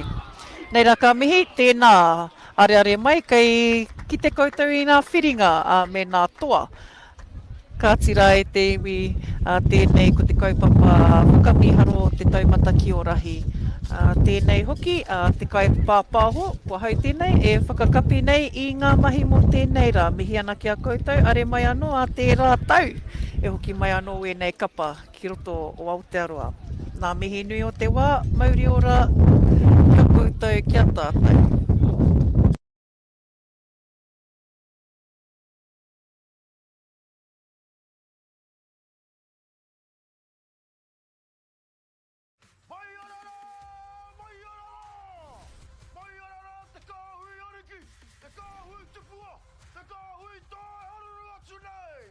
Ariki ki whakaata Māori me MAORI Plus. Okay. Yes. Okay. Yeah. This isn't about long-distance calling, technology, or living overseas. Do I have one more bid? Thank you. We're going to go once. We're going twice. And we are sold to the Kiwi phone bidder from Manchester. It's about Baileys finding buyers that others can't. Sport is about more than just the game. It's about going from teammates to best mates. It's the high fives and helping hands. It's saluting when to back yourself or back your buddies. It's actually being excited to get out of bed early on a Saturday. Sport is about more than just the game. That's why Caltex is proud to help fuel school sports. We love seeing sport in young people's lives. We know it plays a huge impact in what they can do and the opportunities that they have. And funding is a real challenge. We know that a lot of schools face that ongoing, and the reality is if you go to a lower decile school in New Zealand, you are less likely to be able to afford to participate in sport. Obviously, having come through it myself with kids and being one of those kids myself who played sport, I know how much it defined who I was. When I was 12 years old, I made a rep team in soccer. And the guy, the manager stood up and said, right, the fundraisers, the tracksuits are only $20. And my mum looked at me and she started crying and she said, I can't afford it. And now being able to take that and go, I can't fix it all, but we can help and try and give to those people who are going through tough times. It's a real privilege, but you know, for us, we want to see others get involved in this. This is not a selfish thing for Apollo. This is about how can we get the bigger community, the bigger, whether it's construction or other businesses, to get involved in this. Look, there's so much need in the schools, and it goes beyond just sport. There's arts, there's culture, there's a lot of things that kids miss out on. And so to have businesses step up and want to be involved and to help is a game changer for schools. It really is. They're so grateful for it, they're so appreciative of it, and they do amazing things with it. So every dollar has a huge impact on helping these schools. It's why we get out of bed now. We now have staff who've joined us who say that's the reason why they joined the Apollo. Because they know that when they come to it, they contribute to something that's just greater than our business. We worked out a little while ago that being part of the community was a part of who we were. And we sort of call it now, our sort of purpose is building communities. And that's just not the physical build. It's actually been able to help and contribute to the communities we operate in. And you know, when we now pitch to our clients for projects, it's the very first thing we talk about. It's not the last thing, it's the first thing, because clients want that, you know, whether they're a council, whether they're a corporate, it's part of where they want to go. And when we can show them what their building is doing away from just the physical structure, they're having an impact on the communities. It's very, very powerful.